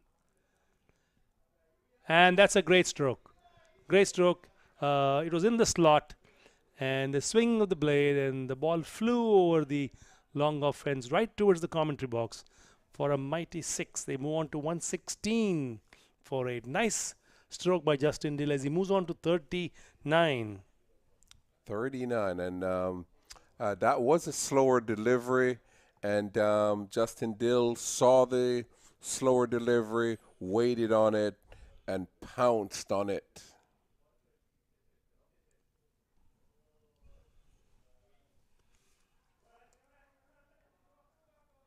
And here there are some overthrows, some action here on the batting side as the 20 overs come to an end. 118 for 8 after 20 overs, and the Dallas team will need 119 to win. Dallas, of course, here the scorecard. Anwar out for 1, Malhotra 21, Sohaib Maqsood for 2, Musaddiq Ahmed for 1, Nostusha Kenjige for 4, Mohammad Mohsin 19, Justin Dill a well-constructed 41, Sohail Tanveer for 9, Sahib Malhotra 3, Imran Khan was not out for 2, and 20 overs for the UMMC team. As far as the bowling is concerned, several outstanding bowlers. Shannon Gabriel 1 for 14. 1 for 14 in a T20 match out of 4 overs. Brilliant. Fani Simadri was awesome. 3 for 23. Dismantled the top order. Liam Plunkett contributing with 2 wickets for 18. Kari Pierre bowled his 4 overs. 1 for 27. Ashley Nurse none for 14. And Lake Lintott 1 for 9. So those are bowling figures for the Dallas All-Stars. We will take a break as Unmukh Chand and his boys will be chasing 119 runs to win in this match number 15 here at the Broward County Stadium. The nightcap.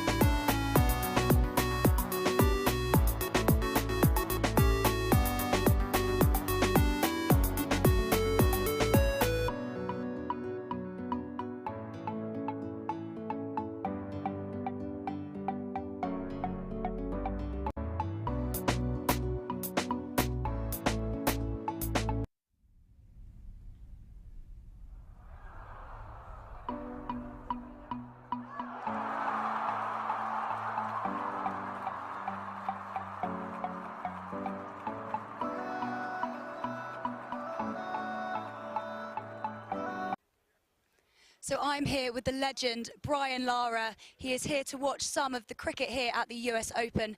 So Brian, what are you up to at the moment? What are you doing here in Florida?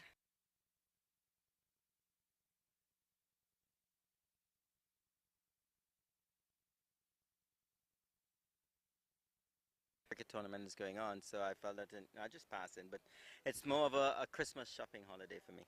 And have you bought anything nice so far?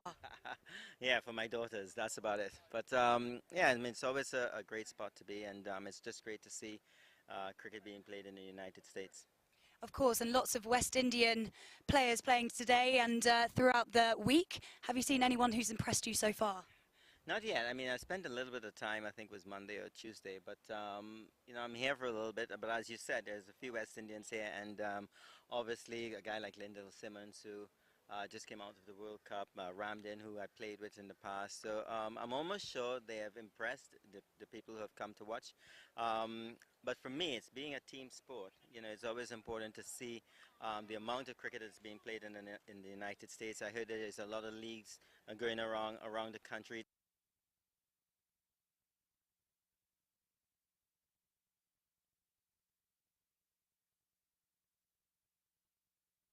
You know, hopefully we'd see some outstanding cricket from the United States in the future. Of course. And finally, what are your plans for Christmas this year? Well, I'm heading off on Tuesday and spend it with my family because I do a lot of traveling, and of course with the pandemic, sometimes you find yourself in so much bubbles around the world, unable to spend time with your family. So I'm very, very happy that I'm getting an opportunity to spend it with my kids, and yeah, I'm looking forward to that. But you know, the whole thing starts all over again come January, and back to work, back to the grind. So this Christmas.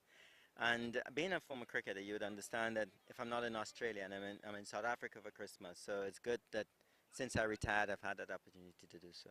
Well, we wish you a very Merry Christmas, and I hope you enjoy the rest of your time here at the US Open. Merry Christmas to you too.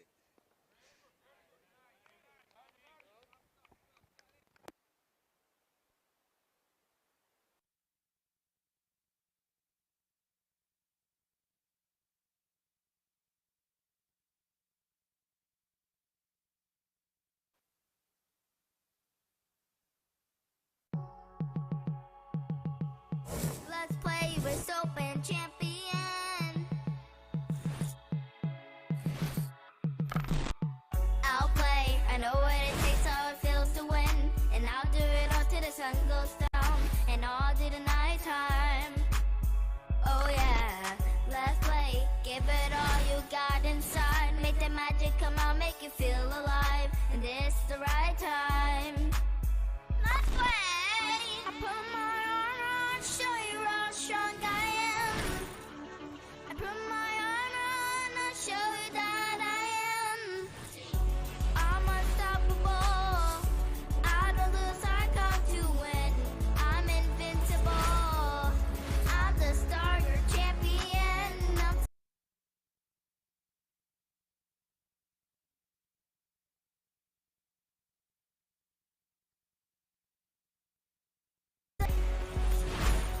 Let's play with Open Champion.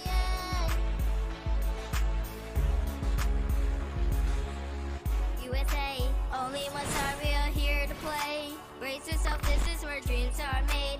This is your lifetime. Oh yeah, today, I'll let my heart get in the way. Hit all the shots, don't play to play. This is my passion. Let's play! I put my armor on, show you how strong I am. I put my armor on, I'll show you that I am. I'm unstoppable. I don't lose, I come to win. I'm invincible. I'm the star, your champion. I'm so powerful. Hear me roaring through the wind.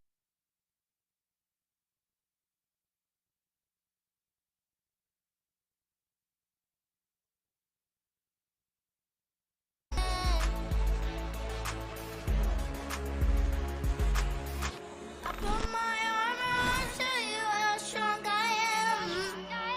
I put my armor on, I'll show you that I am. I'm unstoppable. I don't lose, I come to win. I'm invincible. I'm the star, your champion. I'm so powerful. Hear me roaring through the wind. I'm so confident. Is trying to get this thing up in North Carolina, the cricket stadium. We're gonna have those similar matter with the Sharjah Stadium. We come to watch this thing, how the Sharjah Stadium go. It's a huge facility, but we'll have the space. 72 acre. We're building on the North Carolina. It's an I-95. Is a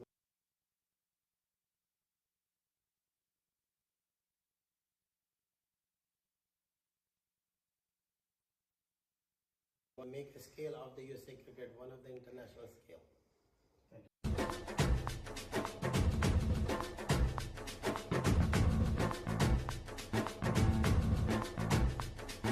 आ गया है जो जोशो जुनून का काफिला रे सब आओ रे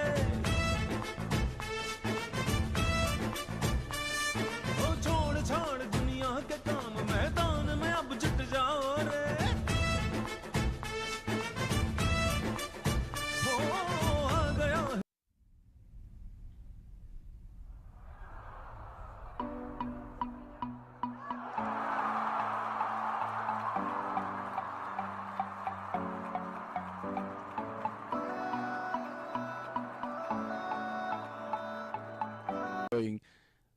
the broadcast. Here is Johnson flicked away. Beautiful shot there by Qureshi for 4. First delivery, it was as if he was batting there all night. All or none is what Zishan Qureshi is all about, and as you can see on the replay, he lets the ball come on to him and just at the last moment opens the face of his bat and let the ball run away to the fence. And that's down to the boundary for 4. Qureshi goes with this one. Massive hit. Couldn't go all the way. 6 runs. Sean Qureshi, a 6 and a 4. 2 deliveries. I think we're going to go home early tonight. Look at that shot, guys. This is a terrific stroke by Zishan Qureshi. Yeah. So here's Johnson. Johnson's a good bowler. Comes in now. Qureshi pulls this away for 4. Short delivery. It stood up and into the boundary for 4. He's on 14 or 4. And I think Danny Khan, who loves to carry on a panchait,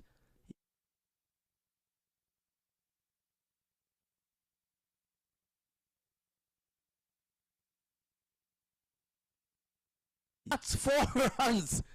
This guy called Qureshi. That's 4. He's not going to muck around. Look at the replay again, waiting for that ball to come on to him. It was a bad delivery though. Bad delivery, no doubt, but freeing his arms, getting his left leg out. I tell you this, look at it. This time his back punches off the back foot and he actually gets a single. So he is so fast dealing in boundaries. He now gets 1. He goes to 19. Studies. This time it's gone! It's gone into the swap shop. And while you're there, you can probably bring me back something to eat. That's a massive 6. Look at the replay here. Again, this is all pure power as he pulls that ball.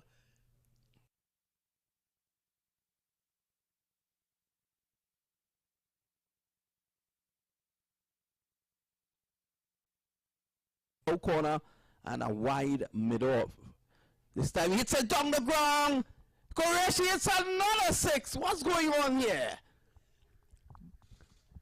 And if you look at the 71 replay, for 5 of 7. look at the replay, Vinod, you can see he made room for that stroke. Again, waited for it and hit it over long off for 6 runs. That was a wonderfully struck stroke. I wonder if he paid to come in. Here is Dean Johnson. He's into Qureshi. This is down the ground. Will this go? No. They take 1. They shouldn't be coming back for 2.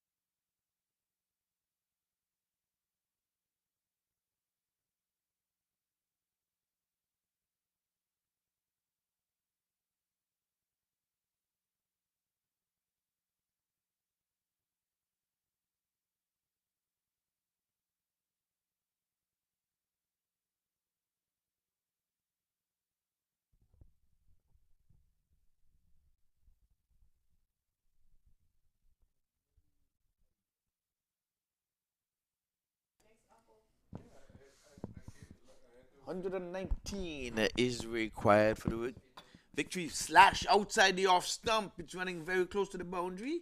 Will it get there? One man is after it. It gets into the boundary rope now. So we started with a boundary outside the off stump.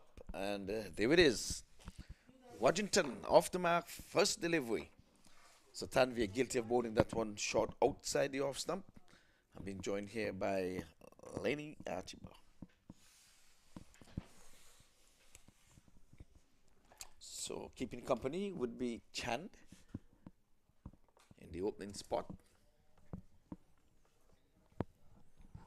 So we've seen a very good start from Rossington. Tanvir, Sohail Tanvir, certainly needs no introduction to global cricket. And he's made a start that's given way for Unmuk Chan has come out with Adam Rossington. And so they're chasing another 115 from 118 balls. Ivor Henry, welcome to the chase. Yes, indeed, and should be an easy one, but like we said, cricket is a game of glorious uncertainty. Runs on the board means runs on the board.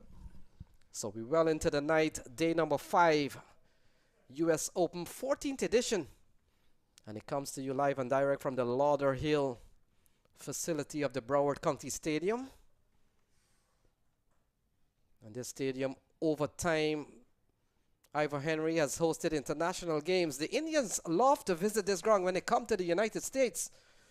It's like home away from home when the Indians are here. Man, sometimes you can't find a West Indian in the place.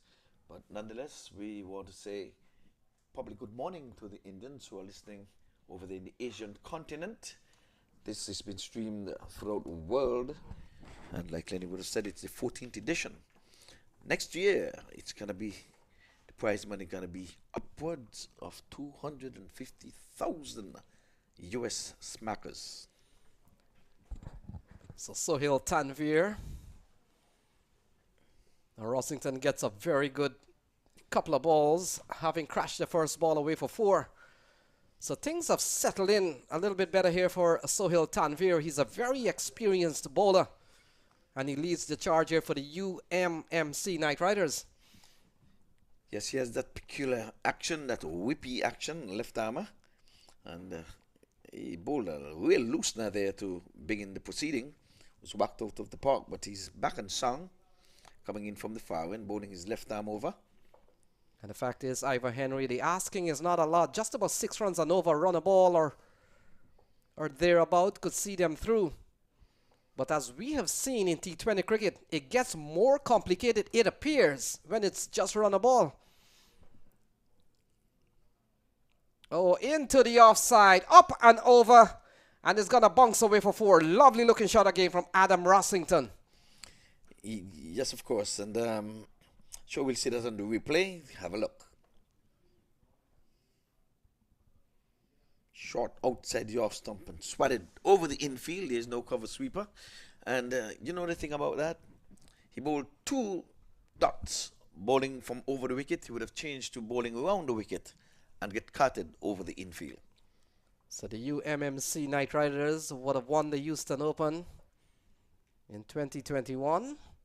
So they've come in this tournament with some bit of history, having played together as a unit. And what we have seen in this year's US Open, they have reinforced themselves with some top other players. And the likes of Sohail Tanvir is one of them. He has just come into the squad for this tournament.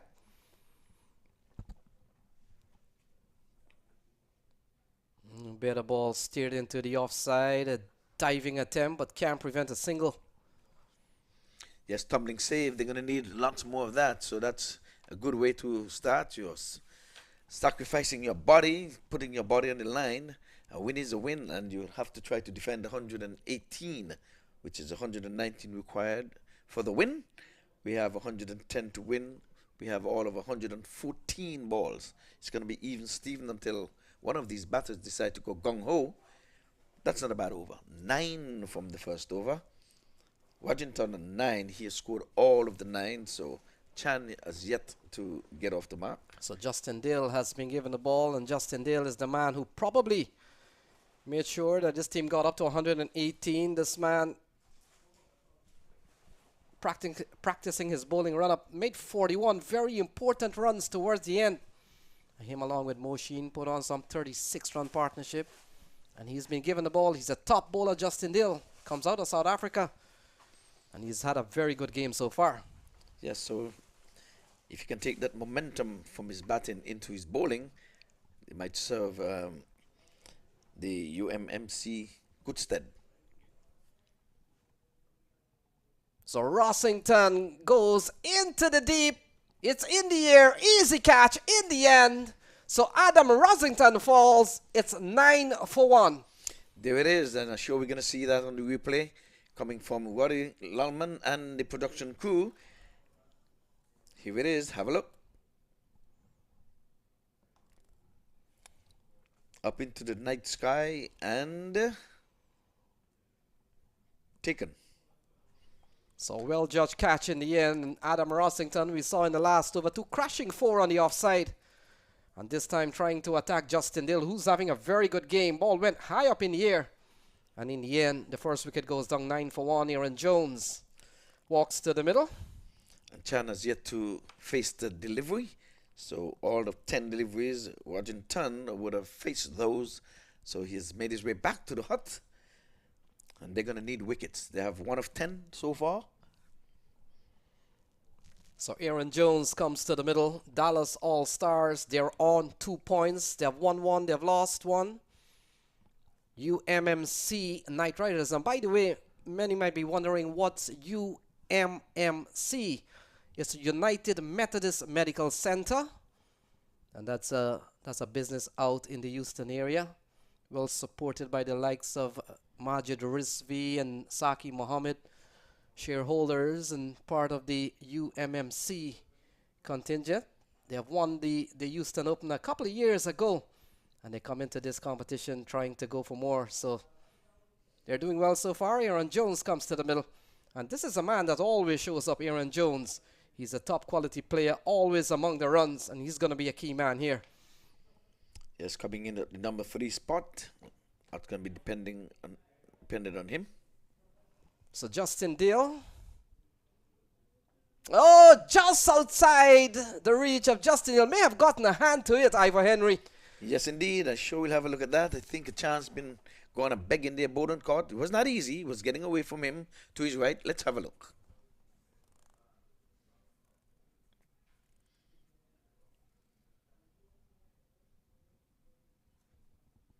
Yes, indeed. A chance went down.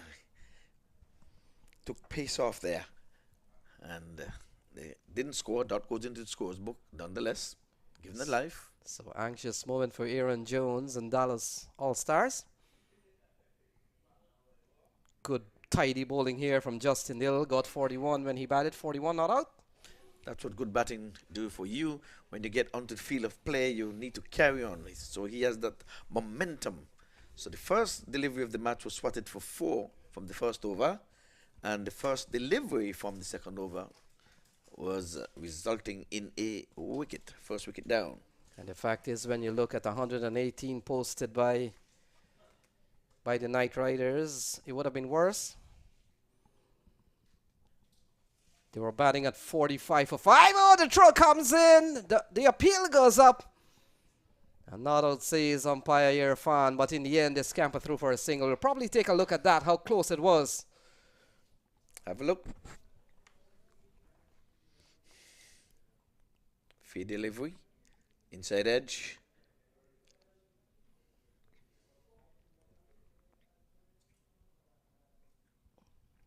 Yes, the batsman was home by a long way. So Unmuk Chan will face his first ball. He's been there for some time. Would have seen an entire over of the bowling of Sohail Tanvir. Would have seen the departure of his partner, Adam Rossington. Yeah, so he's there to face the 11th delivery of the inning.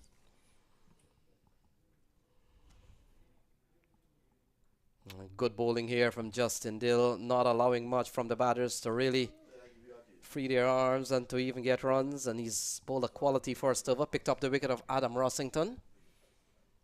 It's 10 for 1 at the moment, still requiring 109 from 109 balls, so run a ball. Yes, indeed. So Justin Dill man of the moment. Hopefully they can win the match and he'll be man of the match, I guess. The play of the game. So Unmuk Chan survives another quality delivery. So the second over comes to an end. It's 10 for 1. Just 1-1 coming from that over. Very, very good over. And it produced a wicket as well. So 1 down. They're in hopes of getting all 10 wickets. Going to be hard acts, trying to prevent them from getting 118 from out of 20 overs. Can be done, but we'll watch, we'll wait, and we shall see. So Unmuk Chan, in a couple of games that he's played, he's gotten 9 and 44, and Jones has gotten 1 and 16 so far. So not much to crow about. Big 44 from Unmuk Chan. He's a quality player. He's played at the Indian on the 19 level. And Aaron Jones, several won international under his belt. Well, just about to run a ball, and here we go. So no need to take too many chances. I run a ball, it should be easy peasy for the Dallas All-Stars. So Sohail Tanvir will continue. Couple of smashes in the last over off the bat of Adam Rossington, but Rossington is not here anymore. Well, in fact, he's in the shade. And ball eased into the offside.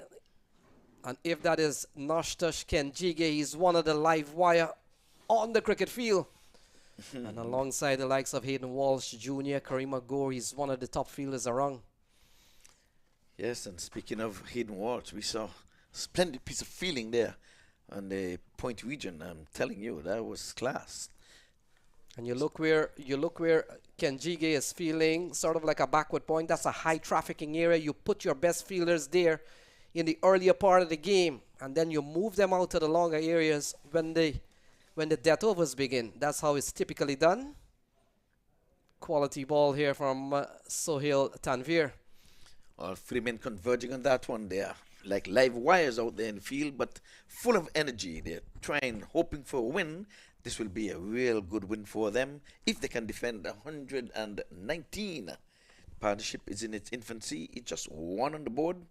We've seen 1 wicket would have come and gone. Aaron Jones is there, and Chan is yet to get off the mark. So the cricket continues tomorrow, day number 6. The Bears will come up against Titans, 10 o'clock game. Samp Army takes on the Tigers, Tampa Tigers at 2:30.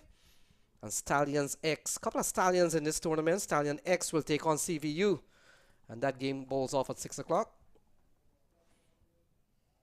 Not a quality delivery here from the experienced Sohail Tanvir. Right up in the block hole, and another dot goes into the scorer's book, and they're keeping it tight. Seem to have them in a vice grip, but they need to get them to get the run rate up to maybe about 10, make it very interesting. Right now we're still at easy peasy for the batting team, going at just about to run a ball. So the defending champions, Somerset Cavaliers, absent this year.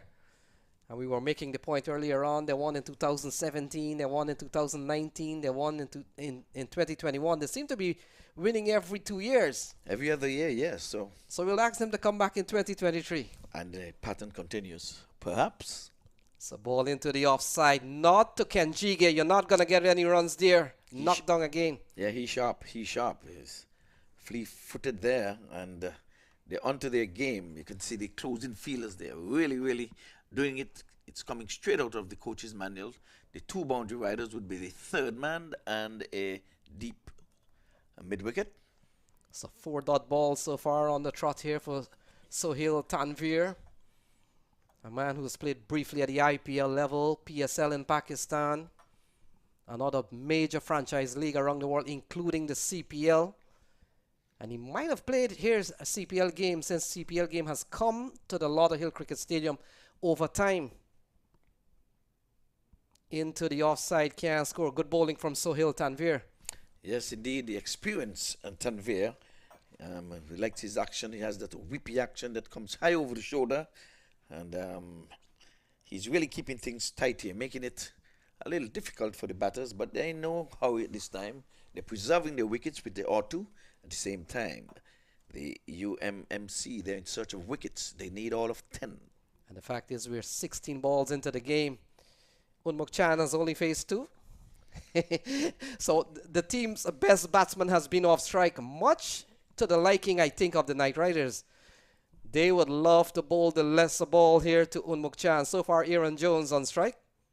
Oh, up and over. He's gotten a good slice, running up towards the point boundary. It may not carry good bit of fielding. He pulls it back, and they come back for a couple of runs. Good cricket. Good teamwork there. Both men giving chase. One knocked it back, and we'll have a look at that. I'm sure the camera would have captured it. Just have a look. Inside out, outer edge. And here's the foot chase on. Yeah, very good work from the fielder there. Just able to save a couple of runs. Every run save is not a couple of runs to bowl at. Tremendous work by the fielder out at backward point. Saved the boundary. Yes, indeed. So that's good teamwork. Two men giving chase after one ball, and he was knocked back in. Good work. He did put in the slide. That's a good thing. 7 runs for your team. 12 for 1. So Justin Dill will continue. And after a long time, we'll see Unmuk Chan on strike. Quality bowler is Justin Dill. Worked into the onside, running quickly. In the end, good run. Yes, well, they started this over with a single. They had to struggle all the way to the last ball to get 2 runs. The last over just yielding 2 runs. But they started here nicely as far as the batting team, Dallas Stars, is concerned. They're only lucky 13. And you have a story to tell about 13 when you get a chance. So Justin Dill, his first over, would have gone for what? Just a couple of runs. And he started well here. We'll come into bowl to Aaron Jones. Jones coming at 3. Ball worked into the onside. Probably looking for a couple of runs. They'll come back for 2. And Aaron Jones continues to bat well. That's a couple of runs. He worked that one nicely around the corner. And again, 2 men giving chase. And they prevented the boundary with that effort. So 104 needed from exactly 100 balls. Asking 6.2. They're going a 4.5. So a bit of a gap. And the fielding team would love that little bit of gap by a couple of units there. Last game of the night. We've seen enthralling cricket in 5 days of cricket. It will conclude tonight. Day number 5 will come to an end at the end of this game. Oh, lovely shot over the infield and could go all the way. In fact, he's gone 1 bounce. And that's 4 more runs to Aaron Jones. Yeah, the targeting this bowler, Justin Dill, is under the pump. We'll have a look.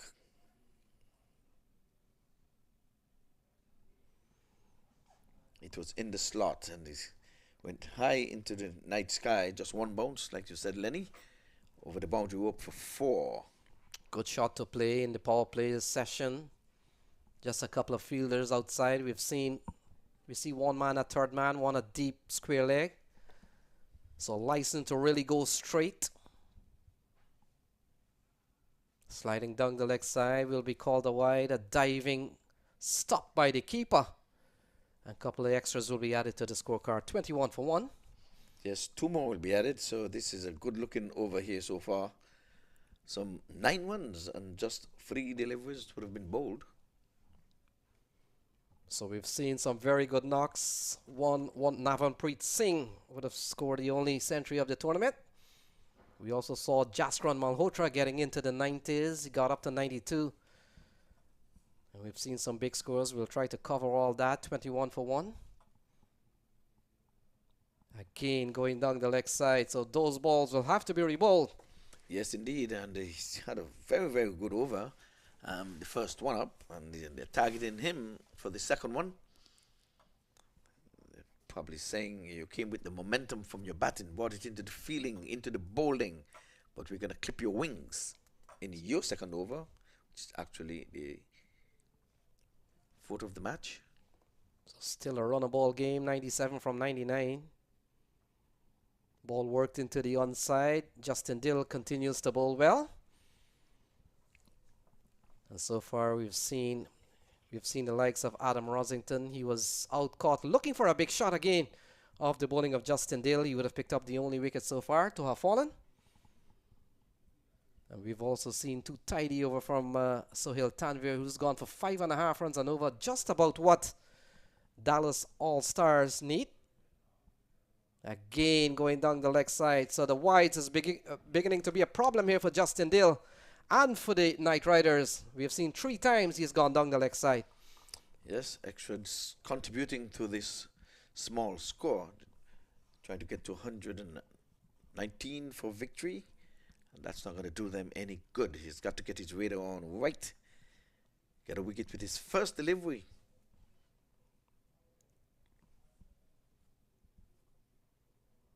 So Unmuk Chan looking again down the leg side. So essentially Justin Dill will be giving the Dallas All-Star maybe an extra over to bat. Yep, he's bowled 4 wides already in this 1 over. Was it just good for 1 over? Well, he's been bowling for some time. Still a couple of balls remaining. He's given up 12 runs in this over so far.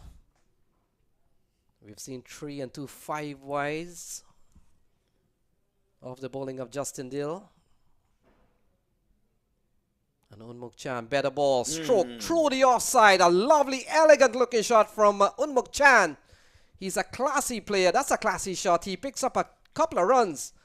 And that's a lovely shot from Unmuk Chan. Yes, he stood up straight and punched it. It wasn't a time to perfection, but it had enough to get past the 30-yard circle. A good looking stroke. Earned himself 2 runs. So we're up to a quarter century. 25 for 1. And you get the feeling not a big ask here as Unmuk Chan, the man on strike. And I play them into the offside. Not too sure if the ball carried, but they go through for 1. And that will complete over number 4. And after 4, it's 27 for 1. Yes, indeed. Maybe you can have a look at that. Was it a chance? Went to begging? Here we go. Let's have a look. 27, they have the wrong man on strike.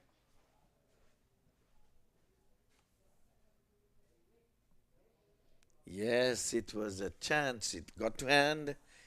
It's a difficult one, but when you're only making less than 120 runs, you've got to take those. So 2 chances has gone a begging. One with a ball on Courtney from Justin Dill. Some 14 runs coming from that over. A bit expensive by his standard. Knowing that only 1 run came from the first over, from his first over. And we had all of 5 wides contributing to that as well. So Unmuk Chan will be on strike.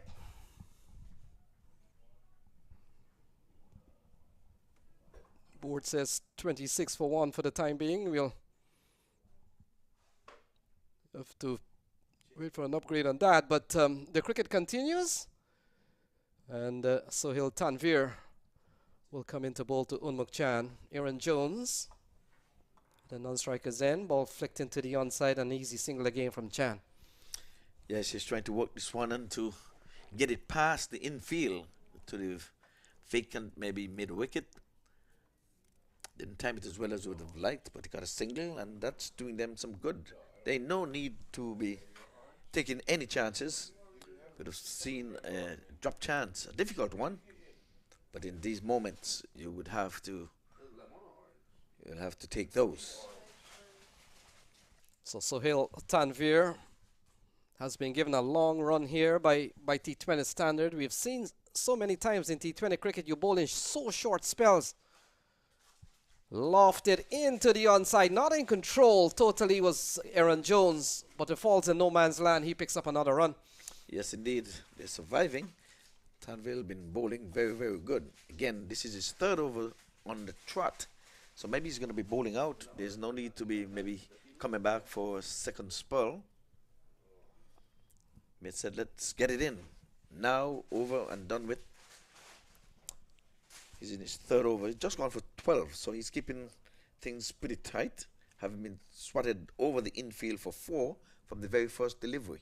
Well, a couple of 4s off the bat of Adam Rossington in the earlier part, but he has really made a good comeback.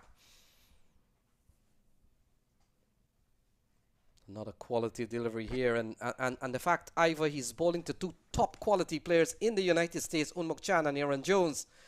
And as a bowler, if you can keep these 2 batsmen relatively quiet, you are bowling extremely well. Yeah, they need to do more than that, though, not just keep them quiet. They need to knock one of them over if they have to get any hopes or any chance of winning this match. They need all of 10 wickets. So 90 required from 93 balls. It has been this way, almost around a ball for some time now. They have lost the wicket of Adam Rosington, caught off the bowling of Justin Dill. Other than that, we've seen a partnership of 20 developing here between the two out in the middle. And again, going down the leg side. And I tell you, extras are helping this team tremendously, the Dallas All-Stars. Yes, they've made a contribution of 6 so far, being to over number 5.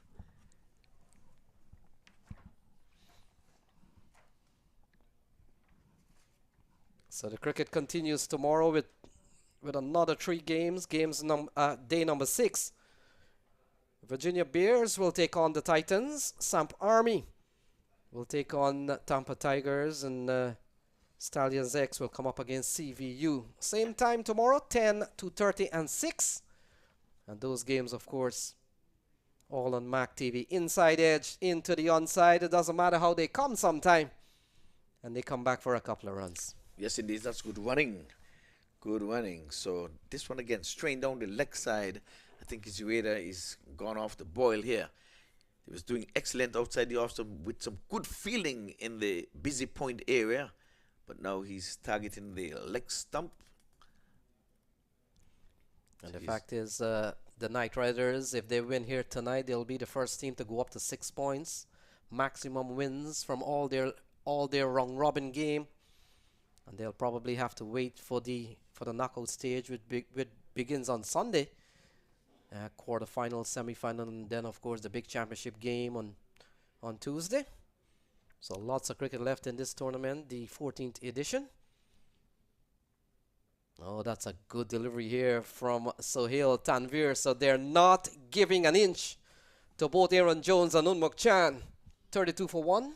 Yeah, as we come to the end of over number 5, I'll make my way out of the come box, and we'll have still another ball remaining. Ivor. And Sohail Tanvir has bowled extremely well. 5 runs in this over so far. And a partnership of 23 so far. So things are on the way here. Very important game on display. And so 32 for 1. This over's gone pretty well again for Sohail Tanvir. Here he comes. And Unmuk Chan, that's a lovely shot, lifted over the onside, but not enough pace on that ball, and they come back for a couple of runs. So that will close out over number 5, and after 5 is 34 for 1. Adam Rosington, the batsman, out. Aaron Jones and Unmuk Chan out in the middle. 85 to win from 90 balls.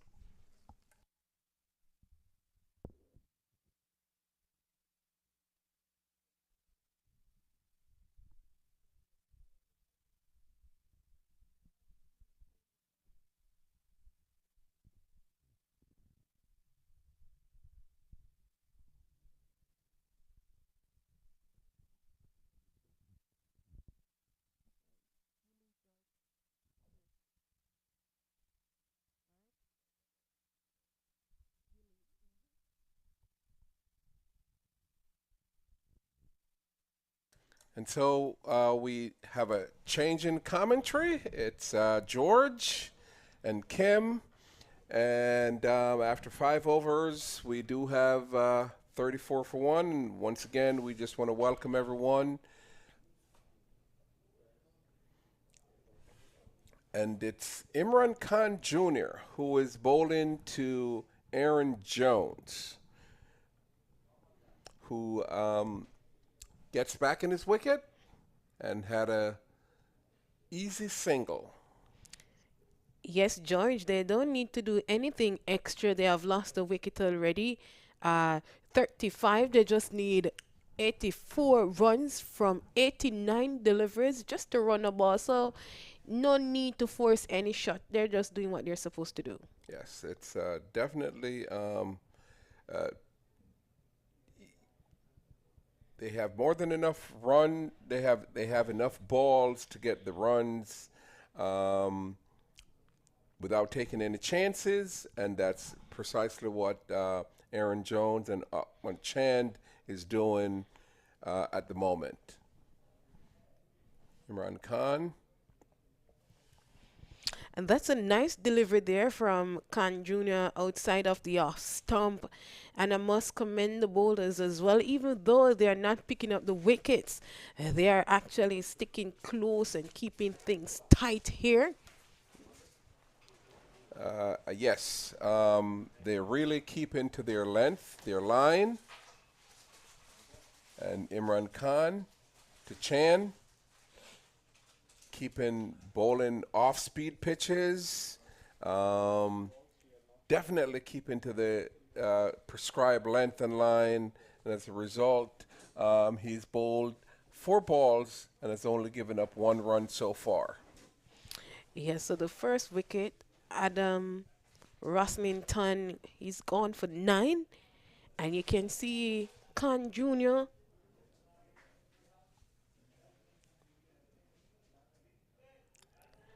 back to him. Can't believe he takes it. The batsman stood there for a second and said, oh my word, he hits it hard. And as I was just about to mention that Khan Jr., he's having a little discomfort in his bowling shoulder. Manage, look at the replay here.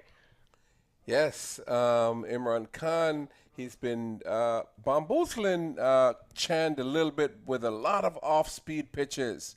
And as a result, Chand, when he hit that, no timing whatsoever. He wasn't sure about the speed, and as a result, he's walking slowly back to the dugout because he was not able to time that ball properly, and as a result, neat bowling caught for Imran Khan. Yep. Well, he's gone for 8 from 15 deliveries. That, as I mentioned, that Khan, he's having a little bit of discomfort in his shoulder, but he was trying to go over the top with that one, but it didn't connect quite well on the bat. And it's a nice cut and bowl there for Khan. So he's picked up a wicket just for a run in his first over there. And the new batter is Sujit Gowda.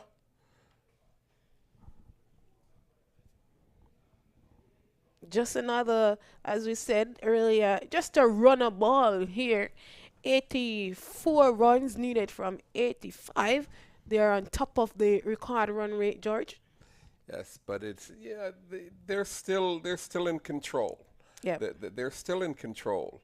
35 for 2 from 5.5, with only 2 down, and Aaron Jones and Sudhir Gowda. They should still be able to maintain that pace.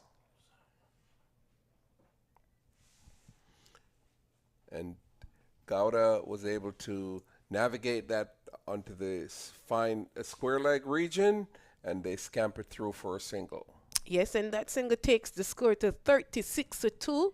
At the end of 6, current run rate is 6 runs. Record run rate is 5.9. So if you're still watching, welcome. You're tuning in on maqtv.com, on YouTube, and also on Facebook.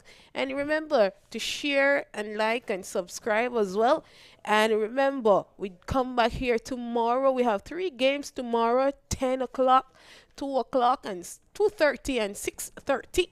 6 o'clock, so join us for more cricket, lovely cricket.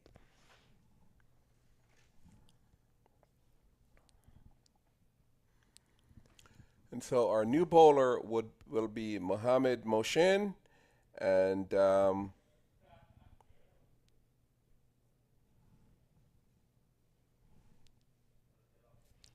he'll be bowling to Sujit Gowda. So Jones is at the crease for some time now. 11 from 13, not that bad, but and they don't, as I said, they don't need to rush anything. They're on top of it. They have lost 2 wickets. And they're the captain or the wicket keeper is making sure they have the right fielders in the right positions, because that is the end of the power play. Yes.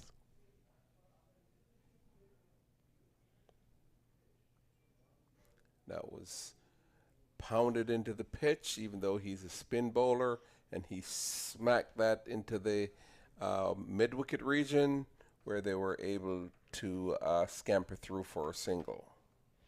So only 36 runs coming from the power play there, George, with 2 wickets. So the bowlers, they're bowling pretty tidy apart from 7 extras. Not a big total on the board, just 119 runs to get. Well, it's already on the board though. Yes, it is. And the bowlers, they did start it out pretty economical. And if they continue that trend, they could give the batting team. And that was hit very hard into the deep backward point, where they were able to get a double. And that's a good stop there, George. Let's look on the replay.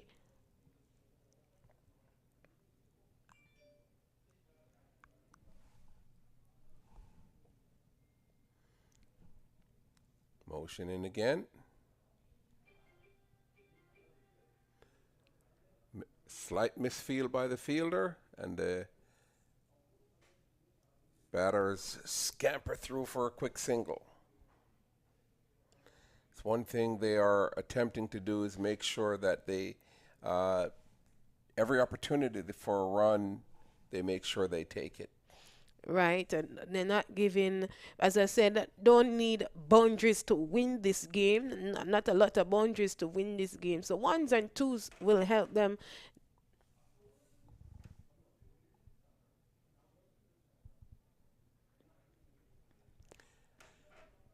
So Gowda back on his back foot, gently plays that out into the short cover region.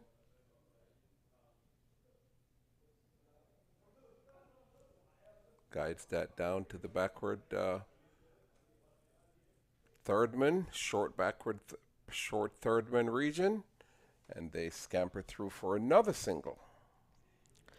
5 deliveries have been bowled and they picked up 5 runs already. This partnership consists of 6.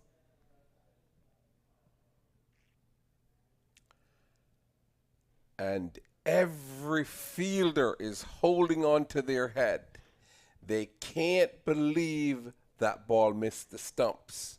Yes, look at the. Well, there, George, it beats the batsman, it beats the keeper, and it runs away to the boundary for 4 byes. And that's the end of over number 7. 45 for 2. It is Gowda and Jones at the crease. They're on top of the required run rate. They're going at 6.4 runs and over. The required run rate is 5.7. Another 74 runs needed from 78 deliveries. So don't need to do anything extra to get the next remaining 74 runs there, George. Agree. I would completely agree with you, but that was truly a stroke of luck for the batsman. The bowler and the wicketkeeper cannot believe he wasn't bowled by that ball. Another coat of varnish and he would have been gone.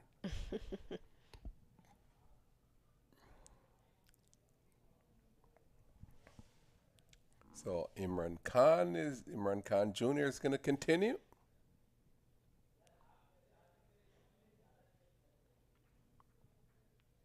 Stroke that down to square leg for a single.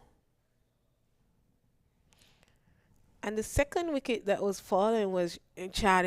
He's gone for 8. The 2 batsmen that are gone, they didn't get into the double figure.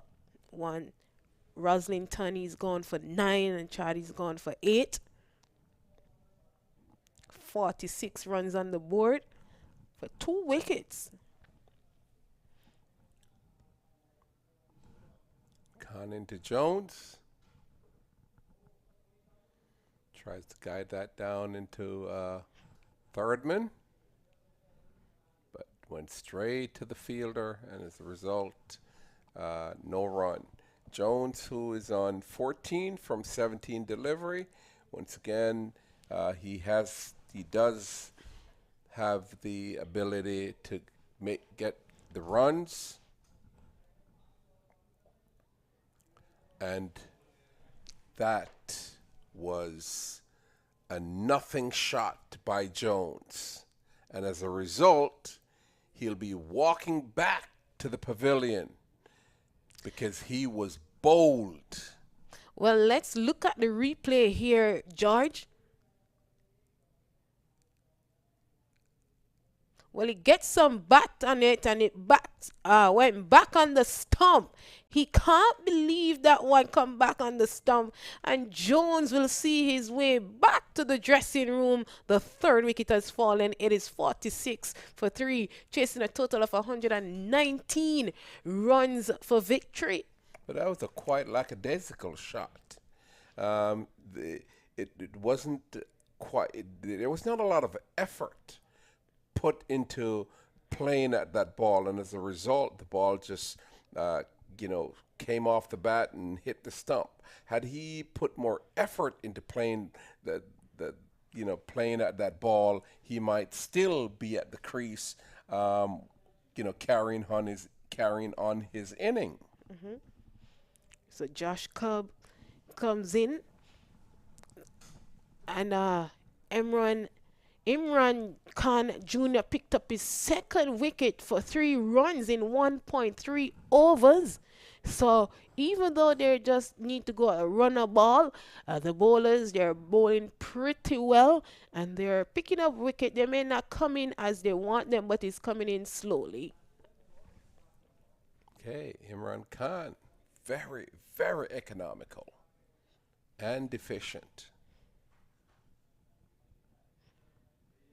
So, trying to make sure that the fielders are in the exact position they want.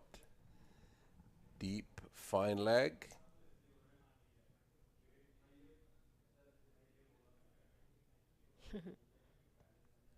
Watched carefully and played. Yeah, he gets the bat down quite quickly there, George. And that was a nice delivery from Khan Jr. Once again, same context. Carefully watched, and making sure his head is over the ball, and played that into the short point region. Ensuring that there's no more damage.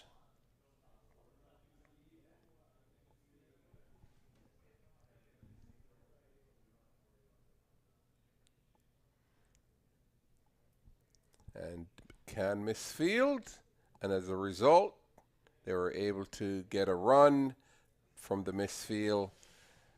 But Imran Khan has bowled a very tidy over. Well, he managed to get hands on it, but didn't go back on the stump. If it had went back on the stump there, George, the batsman would have been a spot of bother. But a misfield there, and they come through for a run, and that's the end of over number 8. It is 47 for 3, another 72 runs, required from 72 delivers. The last wicket that has fallen, it is Jones. He's gone for 14. The current run rate is 5.9, and they're going at 6 runs and over. Yes, slow. The game is progressing rather slowly, but that seems to be by design, as the Dallas All-Stars are being very careful, being very watchful about how they want to approach this chase. Yeah, so they're continuing with spin here, George. Mohammed.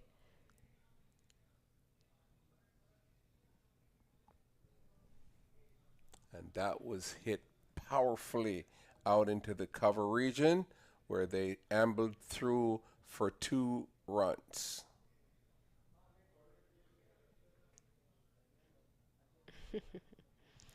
Yep, so 49 for 3. Yes, Josh Cobb is the batter. He seems quite comfortable.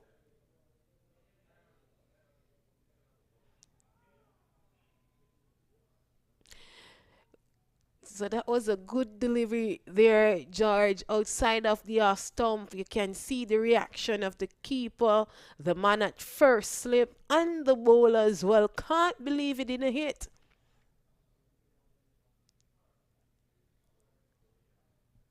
Yes, Josh Cobb was determined to not give Mohammed Moshin, the advantage. He just had a previous ball, and as a result, he got back in his stump and swiped that into the wide mid-off area.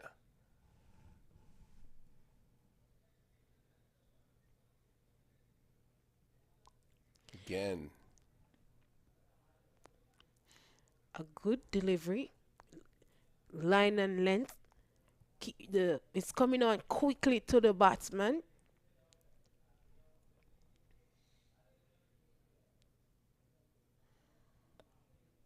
Once again, guide that into the third man area, and they're able to navigate to, because the fielder had to chase that all the way close to the boundary. And that was Sajid Gowder, who easily navigate that and was able to pick up 2 runs. And the 50 comes up for the Dallas All-Stars.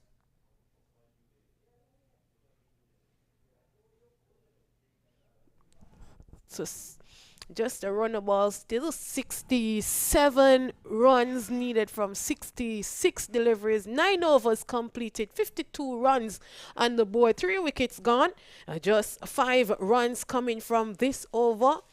Miss Goda and Josh Cobb at the crease, and Dallas, they're replying to UMMC Knight Riders, who made 118 from their 20 overs.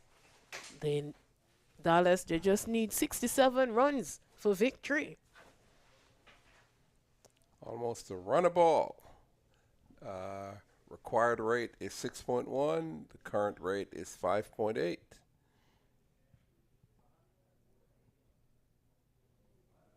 And Josh swiped hard. And that was some throw from deep square leg. Yes, it was. We'll have a look on the replay. That was a good pickup, picked up cleanly. Let's wait for the replay here. Because the umpire have given him out, run out. Yes, I mean, because they started so slowly. They weren't running hard, and as a result, the fielder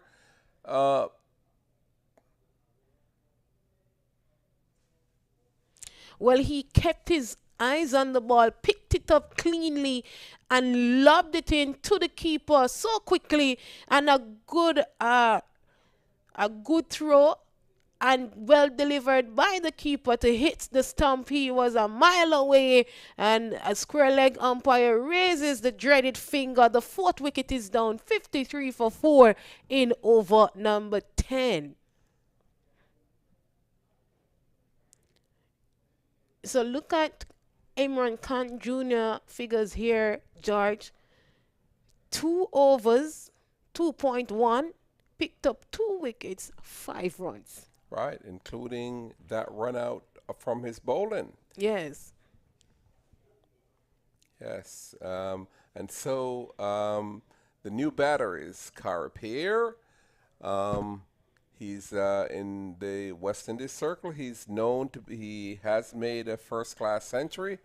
So he actually is expected to be to produce.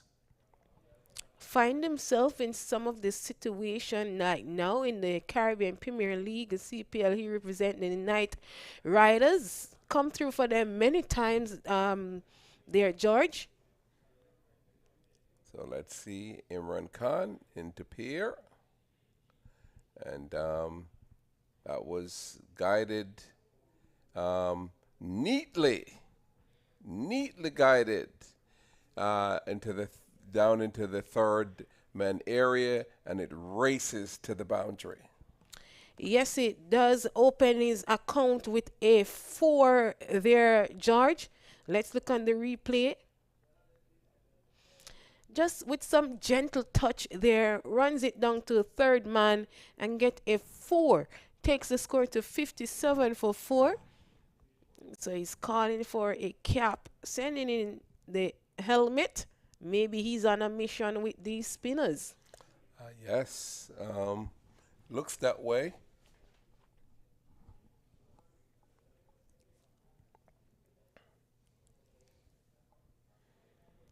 But Imran Khan, he have the slow one, the quicker one.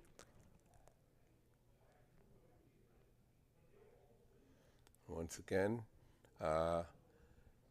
Pierre navigates that down to the third man, where they're able to get an easy single. Yes, so you see they're bringing a third man there when Pierre is on strike, because the first delivery he faced went down to the third man boundary for 4.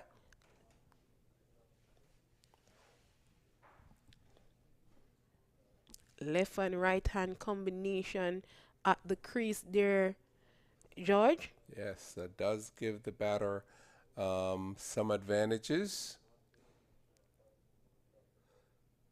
Once again, the batter is able to just gently guide that onto the square leg region. Easy single. When we're having a look on the replay. So the keeper goes up and Imran goes up as well. Can't believe, it seems as if that one was the quicker one.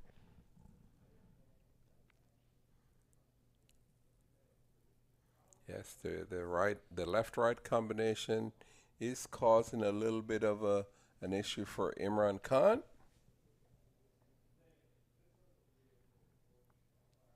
But Pierre easily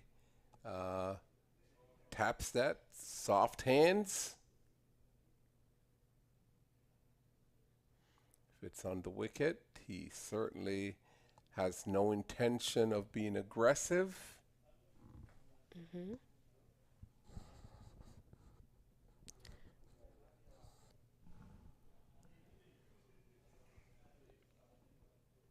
Once again, very soft hands by Pierre. Gently dabs that to the square leg region, and as a result is able to get a single. So 10 overs completed, 60 runs on the board, 4 wickets down, and another 59 runs required from 60 deliveries, 11 extras from this over. They are going at 6 runs and over. The required run rate is 5.9. I'll be having a change in the commentary box with Doc and Lenny.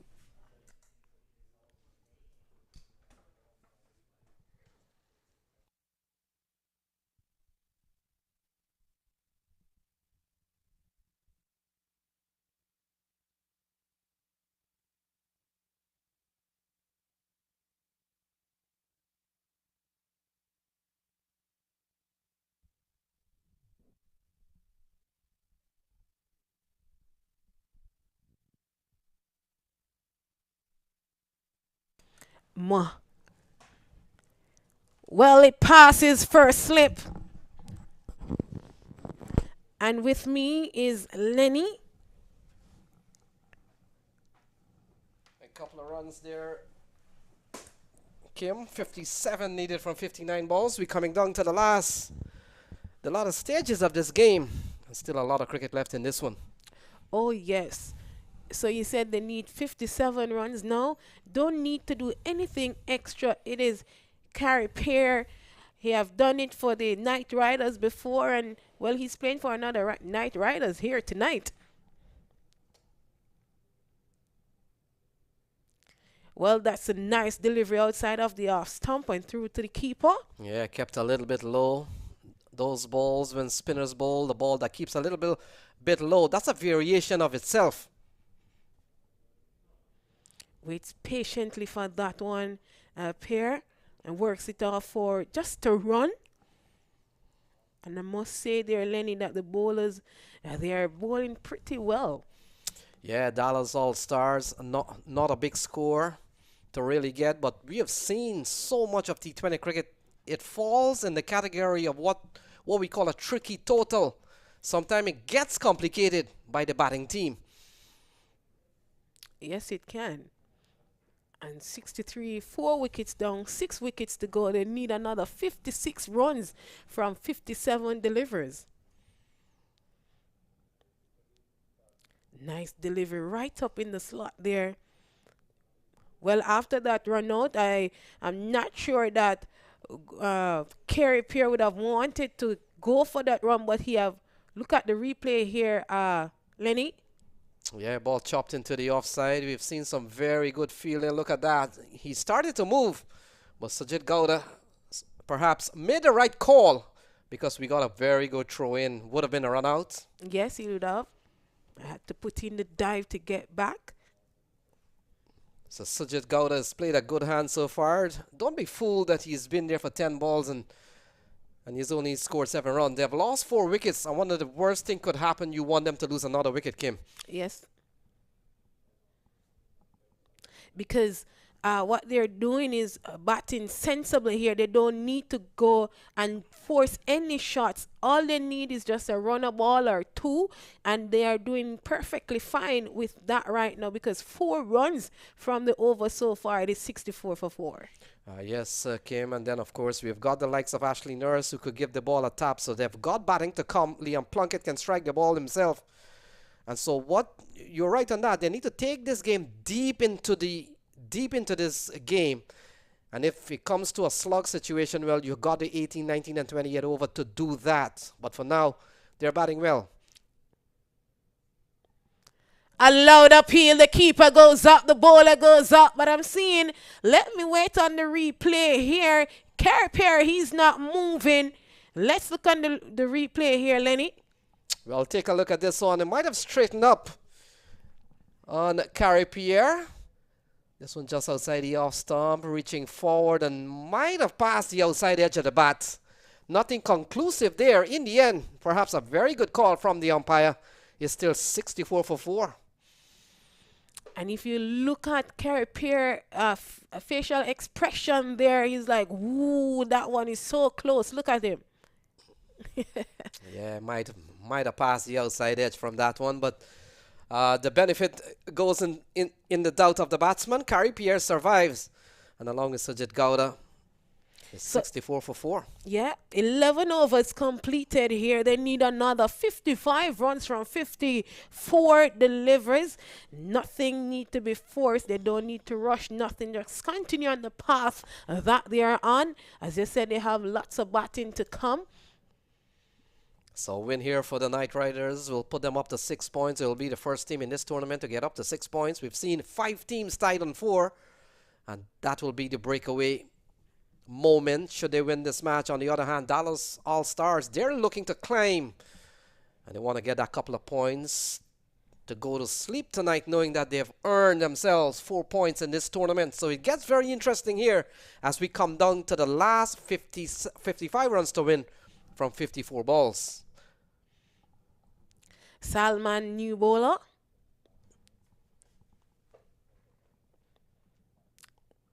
Well, he seems to have the action of Malinga.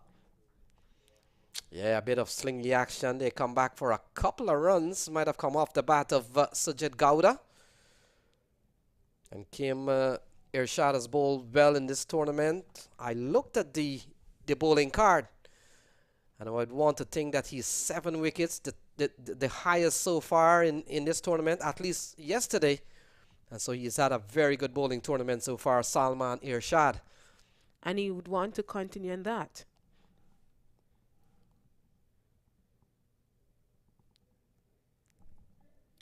He's very quick though, a wide down the leg side signal there. And another extra makes that what? 14 extras in the inning so far. It is 67 for 4, Lenny. Yeah, the Knight Riders haven't done well, just defending 118 runs. The last thing you want is to give up extra. We saw not too long ago Justin Dill bowl several wides in one particular over. Not helping the cause here. They're defending 52 runs.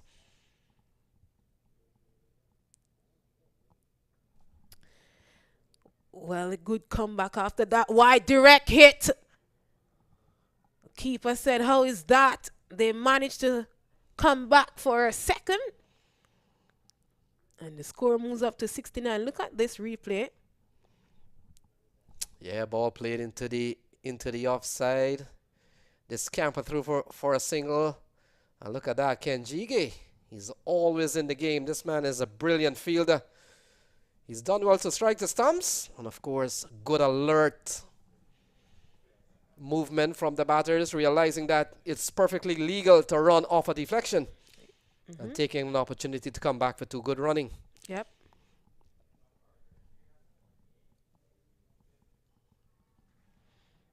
It seems to be drifting down the leg side. The umpire not interested. He walks away. Salman, a leg by signal there, takes the score to 70. Salman can be very quick. As I mentioned, the action of Malinga. Yeah. And I see Fidel Edwards has that action to Lenny. Yeah, 49 to win from 51 balls. A bit of slinging action that comes with a bit of pace. And because of the trajectory of the delivery, it's not one that comes over the shoulder, one that comes probably flat. And if that could be bowled with great pace and with a bit of swing, as we saw Fidel Edwards, who has done that in his international career. A beauty Carpier, he respected that one. He said, yes, that's a beautiful delivery. Yeah, good bowling here from Salman Irshad. No wonder yesterday he was 7 wickets, the highest by any bowler in this tournament. But we've seen so many games today, and those numbers keep changing, Kim. So I'm not 100% sure who's at the top of the table at the moment. But as of yesterday, this man, Salman Irshad, was at the top of the heap. He's bowled a good spell so far. Well, this is the lowest total target yet in the tournament, 118. Well, make that 119 since yesterday and today. Yep, we have seen 170 on the board, 180 on the board from yesterday to today. Yeah, but I'm sure you might have some stats there, Lenny. Yes, Kim. We have had a couple of scores under 100. Not a quality delivery here from Salman Irshad. This over's gone for 6 so far. It comes to an end. So 12 gone. It's 70 for 4. Yeah, that was a beautiful delivery to end the over there. Right up. So you said you have some stats there with you, Lenny? Yeah, Tampa Tigers was bowled out for 93 a couple of days ago. And also Stallions, they made 98 at one point. So there have been a couple of games that the scores were below 100. Other than that, 118 is probably one of the lower ones we've seen in the stadium. In this tournament, where the average score was something in the vicinity of 137, 142. So relative to that, 118 is below the par that we have seen in about 12 games or 15 games in 5 days. Yes. So the action will continue. 49 to win from 48 balls. Still anybody's game. Yeah, but when you look at the extras there, Lenny, 15 extras already in the innings. So they have given away 15 runs there. So we'll have to wait and see. Sajid Gowda and Carey Pierre, they're holding on for dear life. As in the case of Sajid Gowda, he's batted well considering what has happened so far. They've made sure that they've preserved the loss of a wicket. And that is so important as we come down to the last 49 runs.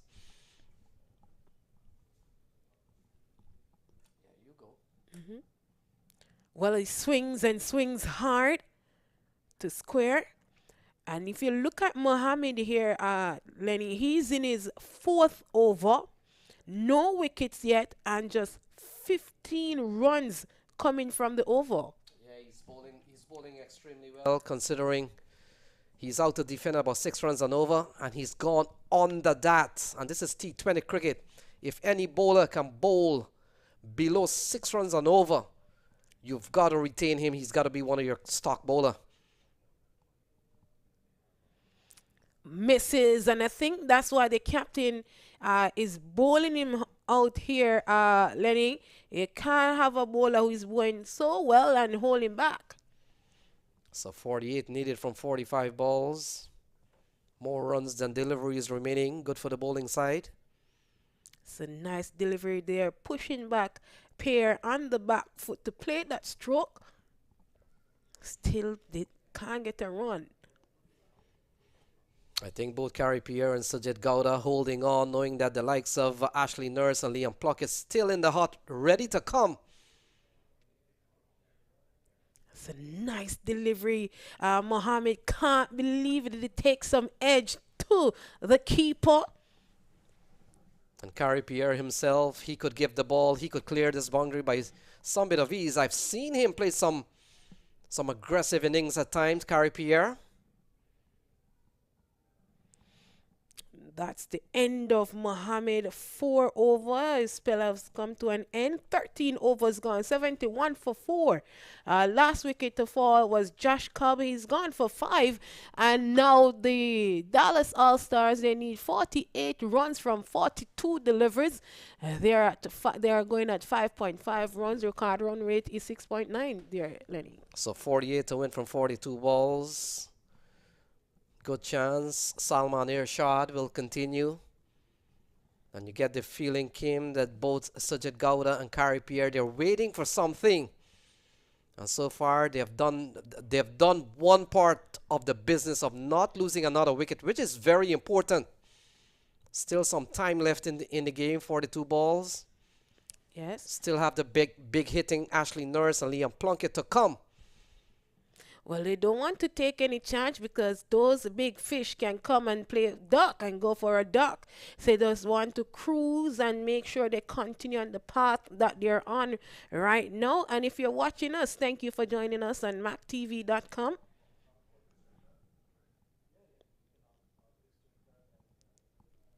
So Salman Irshad has made a very good start. Oh, he's out caught behind. So that's the end of Sajid Gowda.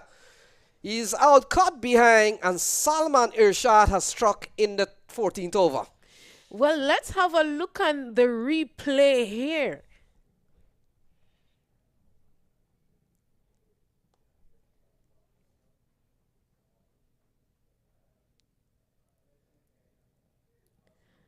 Well, you have taken some edge and a good catch by the keeper. It was actually going low. It was actually dying. If you look at it there, Lenny, look.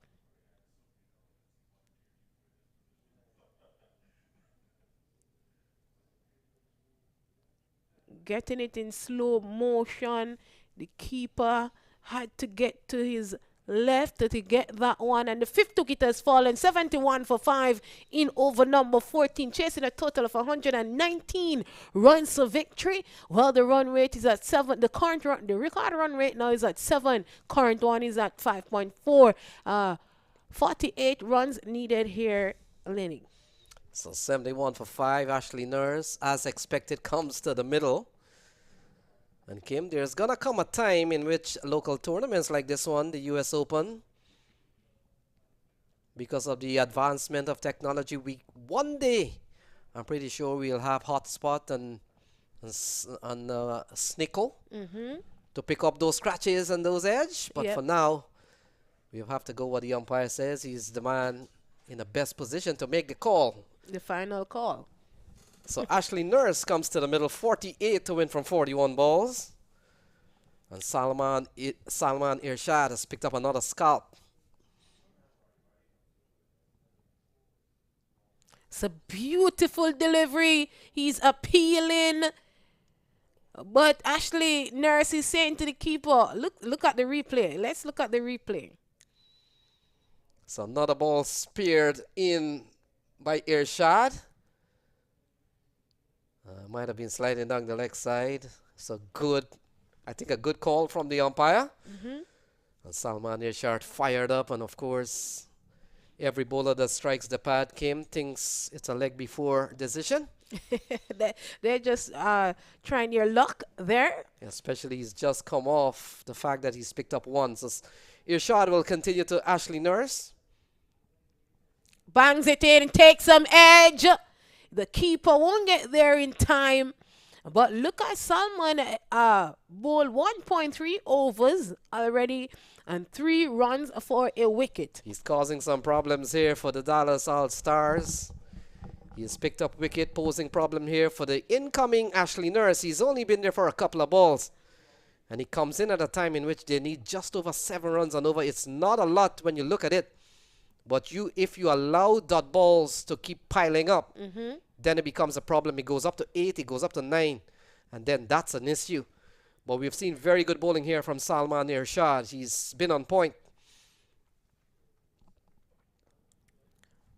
Well, Ashley Nurse yet to get off the mark. Face 3 delivers. Can't get off the mark. Salman, he's really bowling well. 1.4 overs, just 3 runs and a wicket. Another 48 runs needed. And the record run rate is going up now. 7.6 runs is required, but they're at 5.2. Don't want the record run rate to get ahead of you, as you said there, Lenny.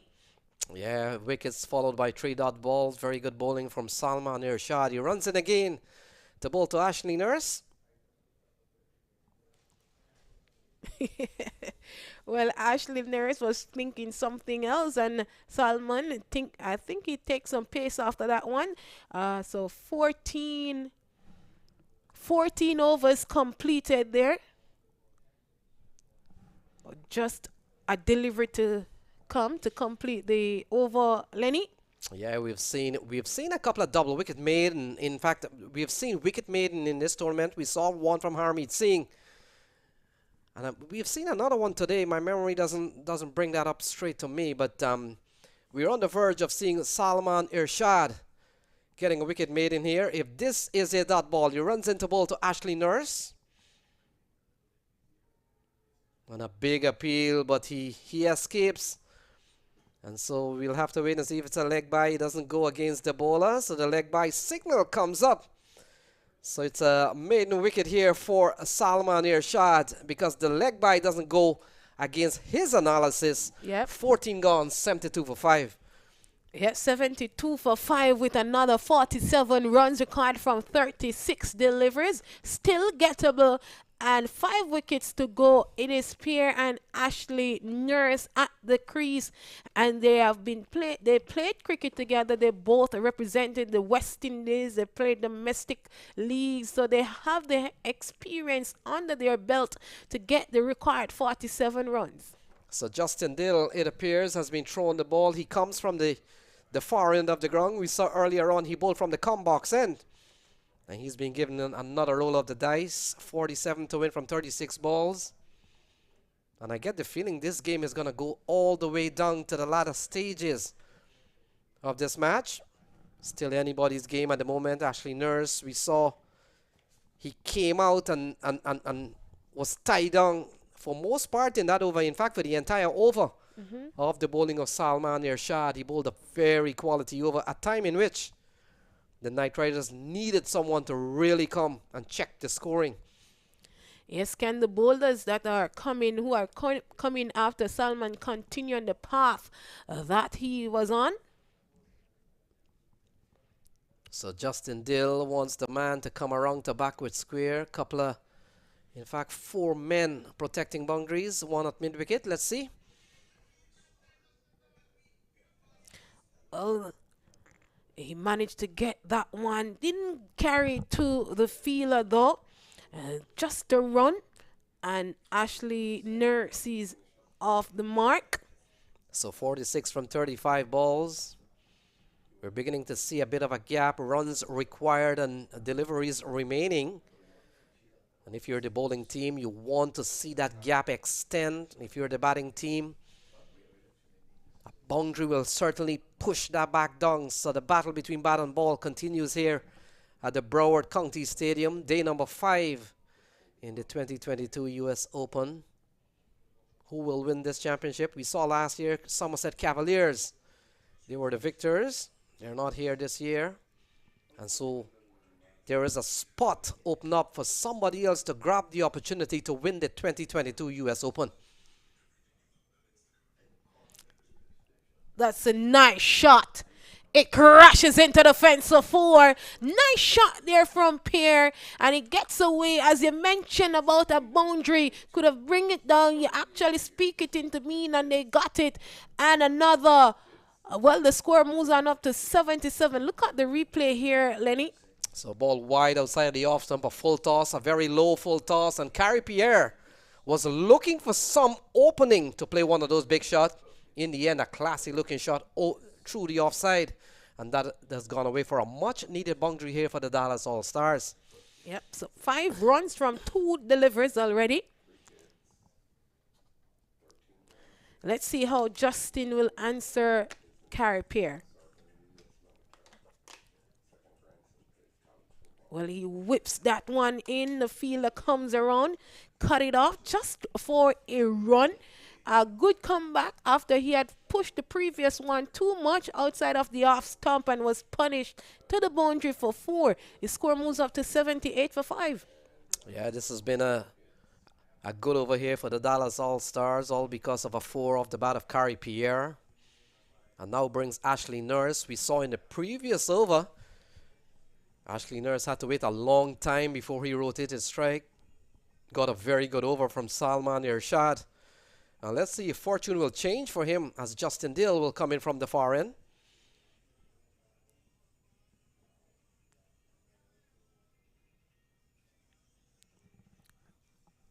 See, just get a quick run there. Well, he has faced 7 deliveries, just 2 runs. Ashley, they have the spinners, they have really pinned him down earlier. Trying to free his arms now with the pace. And the 7 runs coming from the over.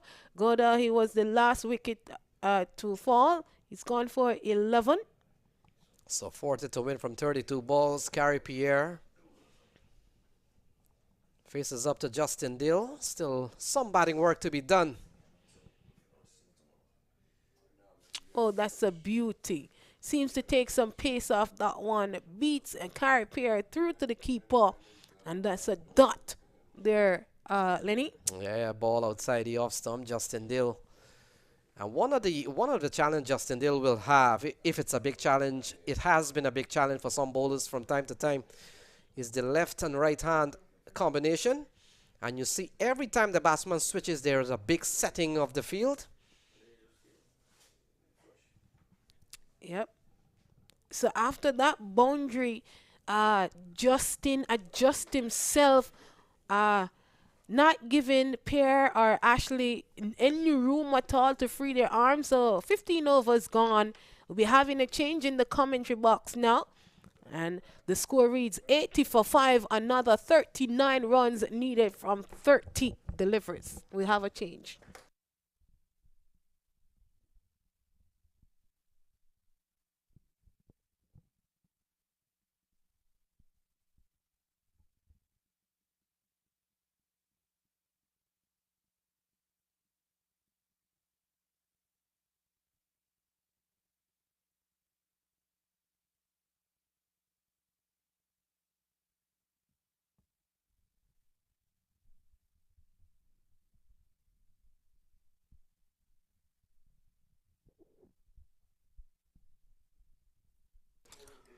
Thanks a lot to Lenny and Kim.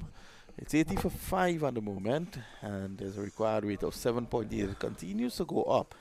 Well, the 2 guys inside there, they could definitely take their team to victory in Carrie Pierre and Ashley Nurse. Nurse is a big hitter. I've seen Nurse do serious damage in the CPL. Carrie Pierre is also a hitter as well. So Salman Arshad has bowled excellently. 2 overs, 1 maiden, 1 for 3. Justin Dill 1 for 24, hasn't been bad. So it's 39 of 30, and you would expect them to get that. As I say, a good night to Dr. Nilesh Mehta. Yes, good night, good evening, good day to everyone who is watching this telecast from the Broward County Stadium. A man from Barbados and a man from Trinidad at the crease. And a man with me, next to me, is the commentary king from the island of Trinidad, Mr. Vinod Mamchan. So, delicately balanced game at the moment? I want to give the edge to the Dallas All-Stars. I mean, 39 of 30, wickets in hand still. I want to give them the edge at this point in time. But if should a wicket fall here, it could be a different story. Yeah, I think the umpires have halted the game. Perhaps a change in the ball. Yes. As we see a box of used balls being brought back to the 2 umpires for them to pick a new one. Yes, I think they will have to pick one that is probably close to, what, 10 overs? 15 overs? 15 overs, yeah. And then both the batsmen and the captain of the fielding team will have to agree. In the meantime, it's 80 for 5. It gives us an opportunity to let's speak about what's up. Tomorrow is the final round of matches at the preliminary phase. And then we lead into the quarterfinals on Sunday and Monday.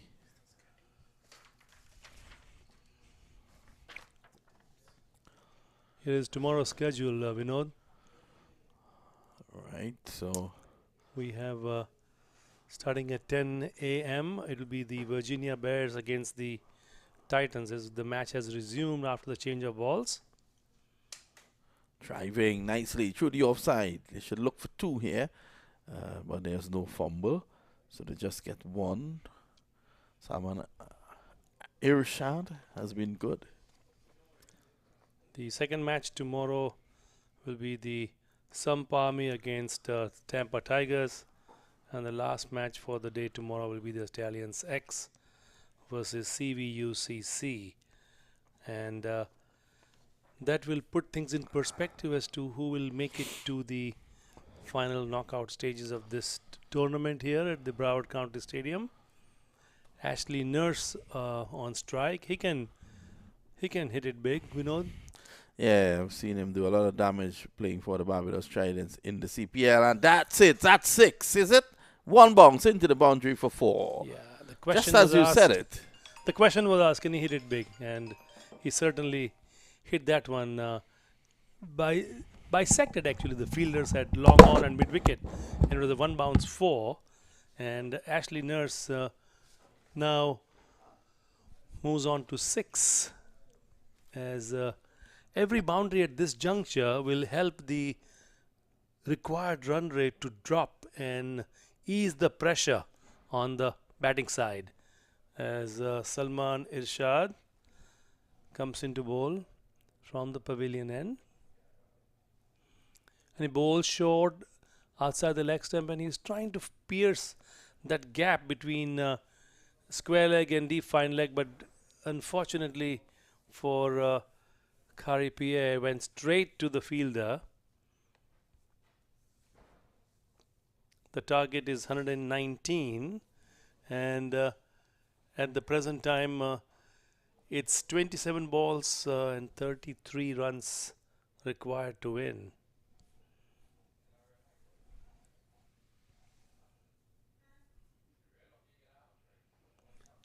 And this time it's a good looking offside drive, and they come across for a single. The score moves on to 87 for 5. Kari Pierre, of course, from Trinidad, the left-handed batsman, is trying to get back into the West Indies team. Plays CPL for the Knight Riders. And Kari Pierre and Akil Hussain pretty much grew up together, and they're good friends is what I'm told, and Akil Hussain replaced Kari Pierre in the team as Salman Irshad runs in.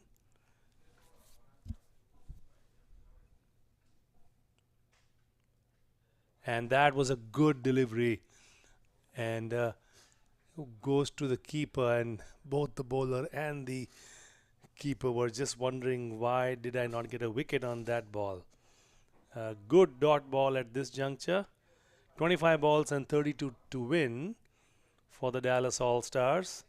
Dallas All-Stars, of course, led by Unmukh Chand, who lives in the California area and plays franchise cricket all across the country.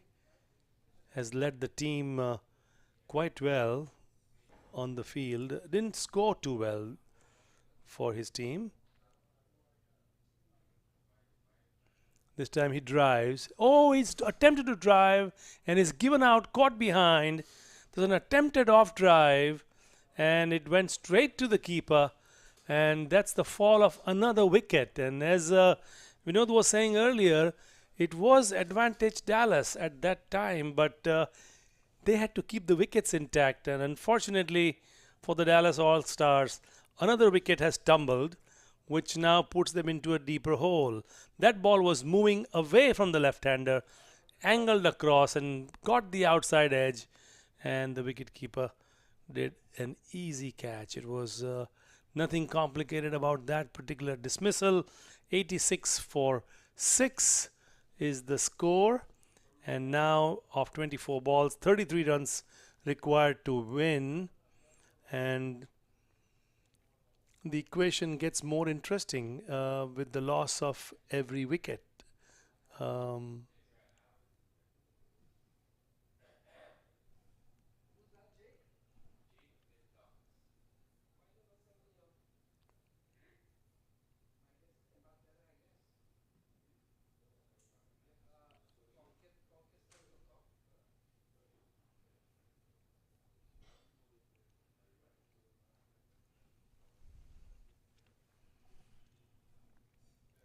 Gary Pierre, the last batsman out on 16. Caught by Jaskaran of the bowling of Salman Irshad. Jake Lintott now joins Ashley Nurse. 4 more wickets in hand, and the target is 119. 24 balls, 33 runs at the moment. So here is Ashley Nurse taking strike. And he's trying to caress the ball on the offside. Misses it completely. Kept low a little bit. And gathered cleanly by the wicketkeeper. And no runs resulted of that particular delivery, as the Dallas All-Stars remain at 86 for 6. Lintott yes to face a delivery, and Ashley Nurse batting on 7 of 11 deliveries.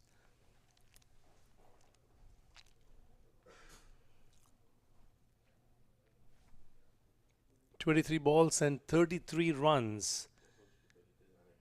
Very makeable. This time he was trying to become a bit creative, trying to put it away on the onside, trying to place it between the fielder at deep fine leg and deep square leg. There's a big gap that he wanted to pierce, but was not able to make a good contact, and no runs resulted. So another dot ball.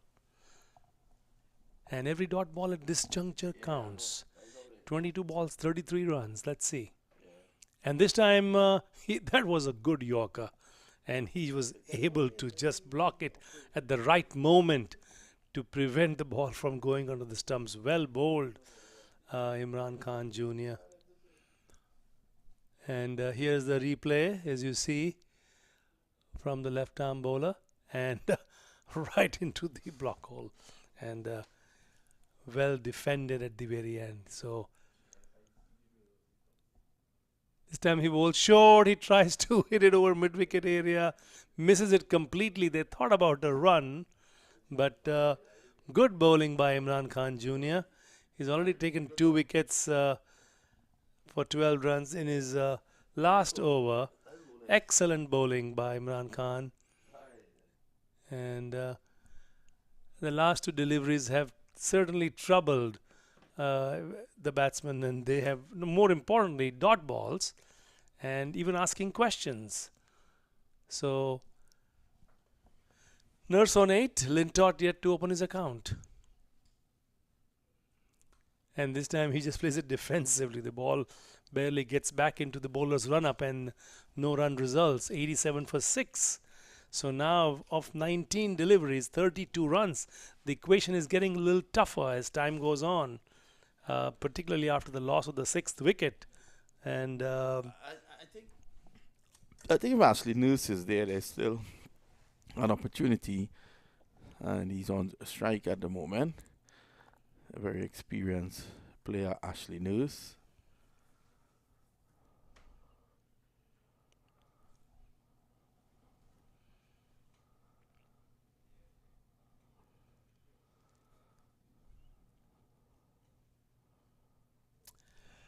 Ashley Nurse's family have any doctors in the family? I think only nurses. Only nurses. Yeah. If somebody nursing an injury, they take them to a doctor. Yes. So he's a man from a place called Guardiola in Barbados. Somebody's from Boscobel Beach earlier, you were telling me. Yes, and that's Fidel Edwards. Boscobel is in the north of the island. Yeah, I have been to Boscobel Beach. You've been there? Long time ago, yes, I have. Did not meet Fidel Edwards then. Yeah, Boscobel is in the north, Kensington Oval in the south. Southwest of the beautiful island of Barbados. Do you know that there are no snakes in Barbados? No? Not the one that's bite? Not a single one. They had a big mongoose population that ate all the snakes. Nurse is driving, and the fielder making an attempt to take the catch. They're a good attempt, though. I'll have to confirm that statement from our friend Barry Wilkinson. Yes, you can ask Barry. So that's something that is a feature of Barbados. No snakes in Barbados? Nope. What is the feature of Trinidad that people on MAQ TV would like to know? Trinidad and Tobago is a party central, home of Carnival. So with no snakes in Barbados, we'll probably want to hear from our viewers if that's true or not. You can log on to maqtv.com. You can like, you can subscribe, you can follow, and then let us know if there are snakes in Barbados. If there are snakes in Barbados. 88 for 6.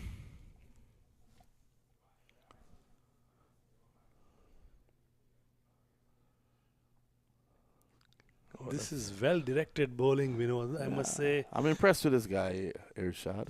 Yes, they are good Yorkers have been bowled and not many opportunities, no loose deliveries that have been bowled. So the bowlers have really had to struggle to score runs.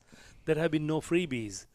And that is very important for a bowler at this particular juncture when you are at the death overs. No freebies and bowling your Yorkers as Irshad comes in. That's a wonderful shot by Nurse. Good, and a great attempt on a deep mid wicket. For a moment, I thought that was going to go for 6. What an attempt down there at deep mid wicket. Let's have a look at that again. Yeah, that's sling action, and he pulls it up over deep mid wicket area. And as Vinod said, very nice attempt for the fielder running to his right. Actually got both hands to the ball and just the last moment couldn't hang on to it. Forget the fielder. That's great camera work. Absolutely. Is that Mr. Rani Bikram Das? No, I think that's Richard. Richard. Who would have picked that up? Richard is in the stands. He's sitting there. And I think he picked that up. Great work.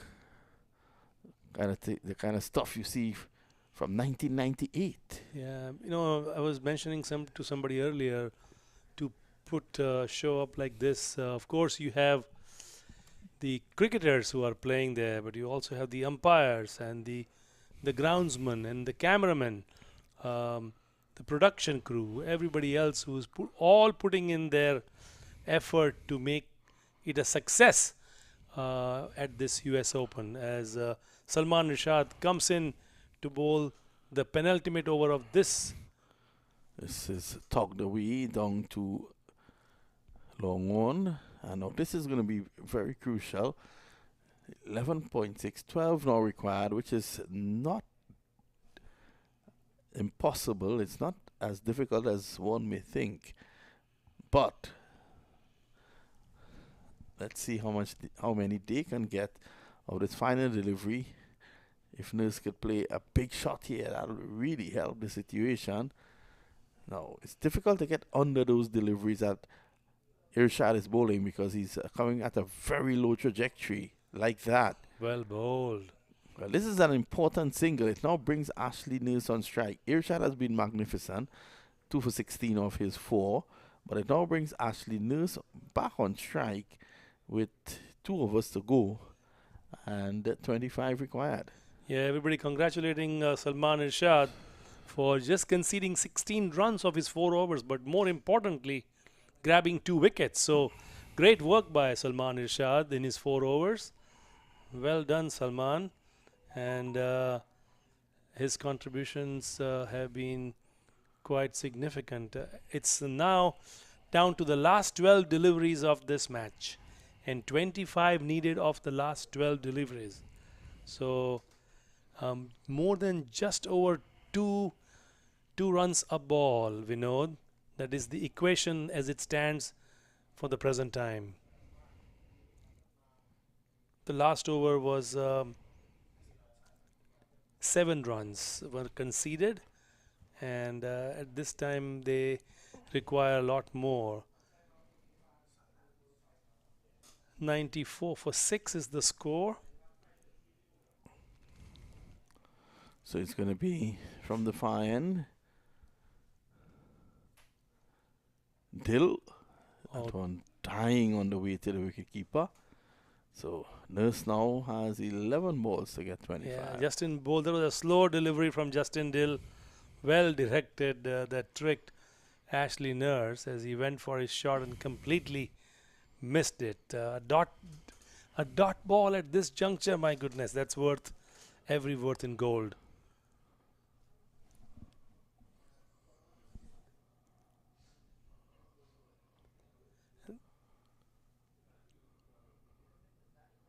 Going back quickly for 2. That's good running. So 23 of 10 now.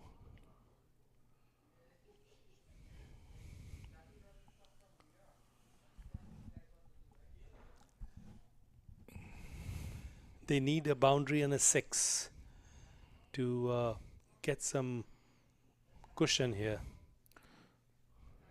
So looking to push again. All they will get is 1. So now Lintott has to start going here and not only depend on Nurse, he has to look for some big shots too. Yeah, this I would say at the present time it is not that heavily favored in Dallas's side at the moment, because the momentum seems to be shifting towards UMMC at the moment. Good delivery. Lintott pulling away and trying to hit that, and he was nowhere close to it.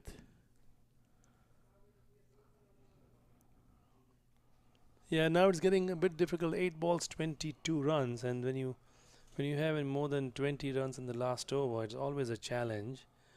Although, as you mentioned, Ashley Nurse can hoist a few of those strokes. In the air, Lintott is out. Yeah, I think that pressure was building, and there was desperation that was showing up, and he went for a big shot, Lintott, and the ball ballooned up in the air, as you see on the replay here. Yeah, taking pace off is what helped there. Well, so that is the 6th wicket falling for the Dallas All-Stars. Lintott, the last victim, falling. And now the equation is 22 runs required of 8 balls. They will need 2 boundaries here, at least. And more importantly, not only was there a dot ball, but there was a wicket that fell as well. So, and now you have a new batsman at the crease, which who will be joining Ashley Nurse. And That's Plunkett. It's Liam Plunkett. Liam has been known in international cricket worldwide. Let's see what he can do for his team now. Well, not much. Well, he just went down the track and completely missed it. And the bails have been dislodged and the furniture has been dislodged behind him. And he just walks back with a golden duck on his name. So this doesn't augur well. As you can see, the replay is dancing down the track, completely misses it. And the 8th wicket is gone as Liam Plunkett departs. And of the last over, 22 runs will be required to win for the Dallas All-Stars. And now we know it looks all the more difficult. Yeah, it's going to be very, very difficult indeed. Ashley Nurse will have it all to do by himself here. And I think the Dallas All-Stars are really behind the 8 ball now.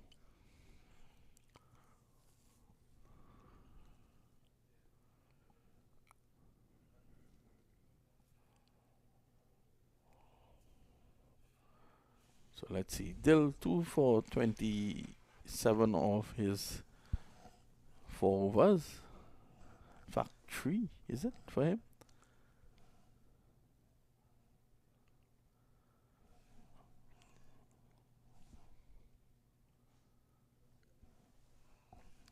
For those wondering, it's almost 10 o'clock at night here in southern Florida at the Broward County Stadium. And we started the proceedings around 10 a.m. this morning. So it's almost like a 12-hour working day for Mr. Mamchan, who appears a bit tired at the moment. Sometimes the work goes on. You know, we were hoping to get off here at about 8:30, but the umpires have not been strict enough with the over rate. Oh, that's a big hit. That should go all the way. No, he's in trouble here, Ashley Nurse, and he's out caught. That's the end of that. Yeah, that was the first ball from Nastusha Kenjige, and he gets a wicket of the very first delivery he's bowled in this match. So what a turnaround. The big man departs. As you can see on the replay, it was hit firmly high up in the air, but he was caught right inside the ropes. Well judged catch with outstretched hands. And there was Kari Pierre who took the catch. And that is the 9th wicket gone for Dallas All-Stars, as Shannon Gabriel now makes his way to see if he can muster up some strokes. But at the present time, it looks like all over for the Dallas All-Stars. Yeah, I think it's going to be very difficult to come back from this point. Ashley Nurse leaving the arena a disappointed man.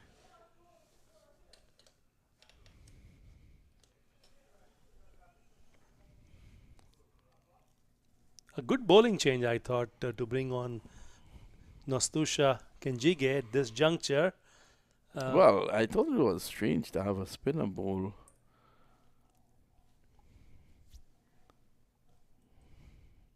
The final over. So contrary to what I had said earlier, the last match of the day was not a high scoring match. It is one of the lowest scoring matches that we have seen. Not the lowest, but one of the lowest scoring matches of this tournament here at the US Open. Well, Gabriel didn't seem to know too much about that, but what he has done is to give the strike to Simhadri. Yeah, I was talking to Shannon Gabriel in between the innings and told him that he really bowled a fiery spell. And I was telling him that I'm doing commentary with Mr. Mamchan. And I said, Shannon, where do you currently reside? He's that I reside in the same island as Mr. Mamchan. Yeah, Shannon Gabriel is a great guy. He has been impressive with the ball, hasn't he? Oh, I absolutely. think he's been one of the stars with the ball in this tournament. Actually, yesterday, the first delivery he bowled, he broke the stumps. Yeah. You know, we don't have the speedometer here to judge the pace of the ball, but he was on fire. And Atlanta, in fact, Tampa Tigers captain, Prahlad Madhubishi, says he's relishing an opportunity to face Gabriel without a helmet. I wouldn't use the word relishing, and I think he may require 2 helmets. And 4 bats. This match appears to be a matter of foregone conclusion now. It's now a 2 test. balls and 20 runs. It's now a test match. Mathematically impossible. 2 slips. Good old Gabriel. He's not going to give up. He's trying. He gets 1. Probably his highest score in T20 cricket. 2. Yeah. He But you can't fault him. It should have never reached down to him. His job That's is true. to bowl, and he has bowled and bowled well. They've reached the 100 mark, 100 for 9 at the moment. But last ball coming up as and he's bowled. No, there's an appeal for a An stump. appeal for a stump. Not out sees the umpire. So it's the end of that. 100 for 9. Yeah. And Dallas All Stars losing to UMMC Knight Riders. Good final over there by Kenije. 1 for 3. So we wait for the scorecard, and you will see that pretty quickly. Rossington 9, Chan 8, Aaron Jones 14, 11 to Gouda, Josh Cobb 16, Ashley Nurse 16 as well, and 2 for Lintott. Plunkett didn't score. Simadri not out 1, and Gabriel not out a massive 2. Bowling now. Sohail Tanveer, none for 17. Justin Dill, 3 for 27. Imran Khan, 2 for 13. Mohammad Mohsin, none for 15. Salman Irshad, 2 for 16. And Nostusha Kenjige, 1 for 3 in the solitary over that he bowled.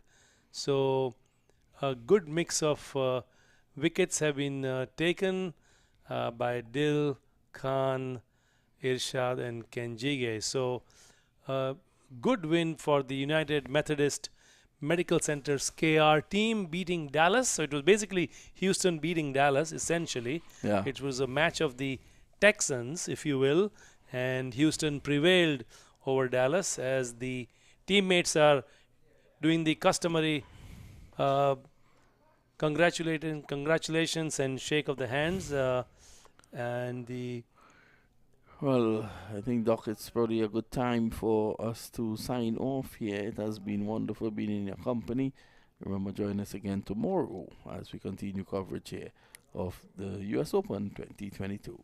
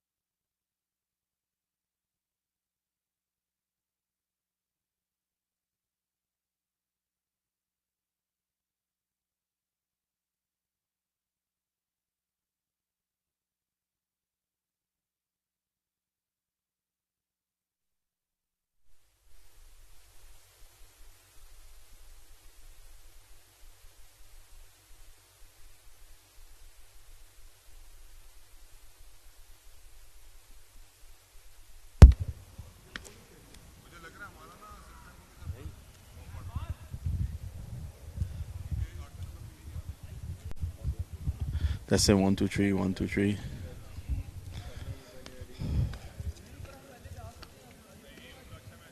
Welcome to the match presentation ceremony for game number 15, and we've completed 5 days of cricket here at the Central Broad Regional Park. And let me say congratulations to the Night Riders. They defeated Dallas tonight, and a wonderful performance indeed. They were able to do that because of the gentleman standing next to me, and that's Justin Dill. He scored 41 of 42 balls and took 3 for 27.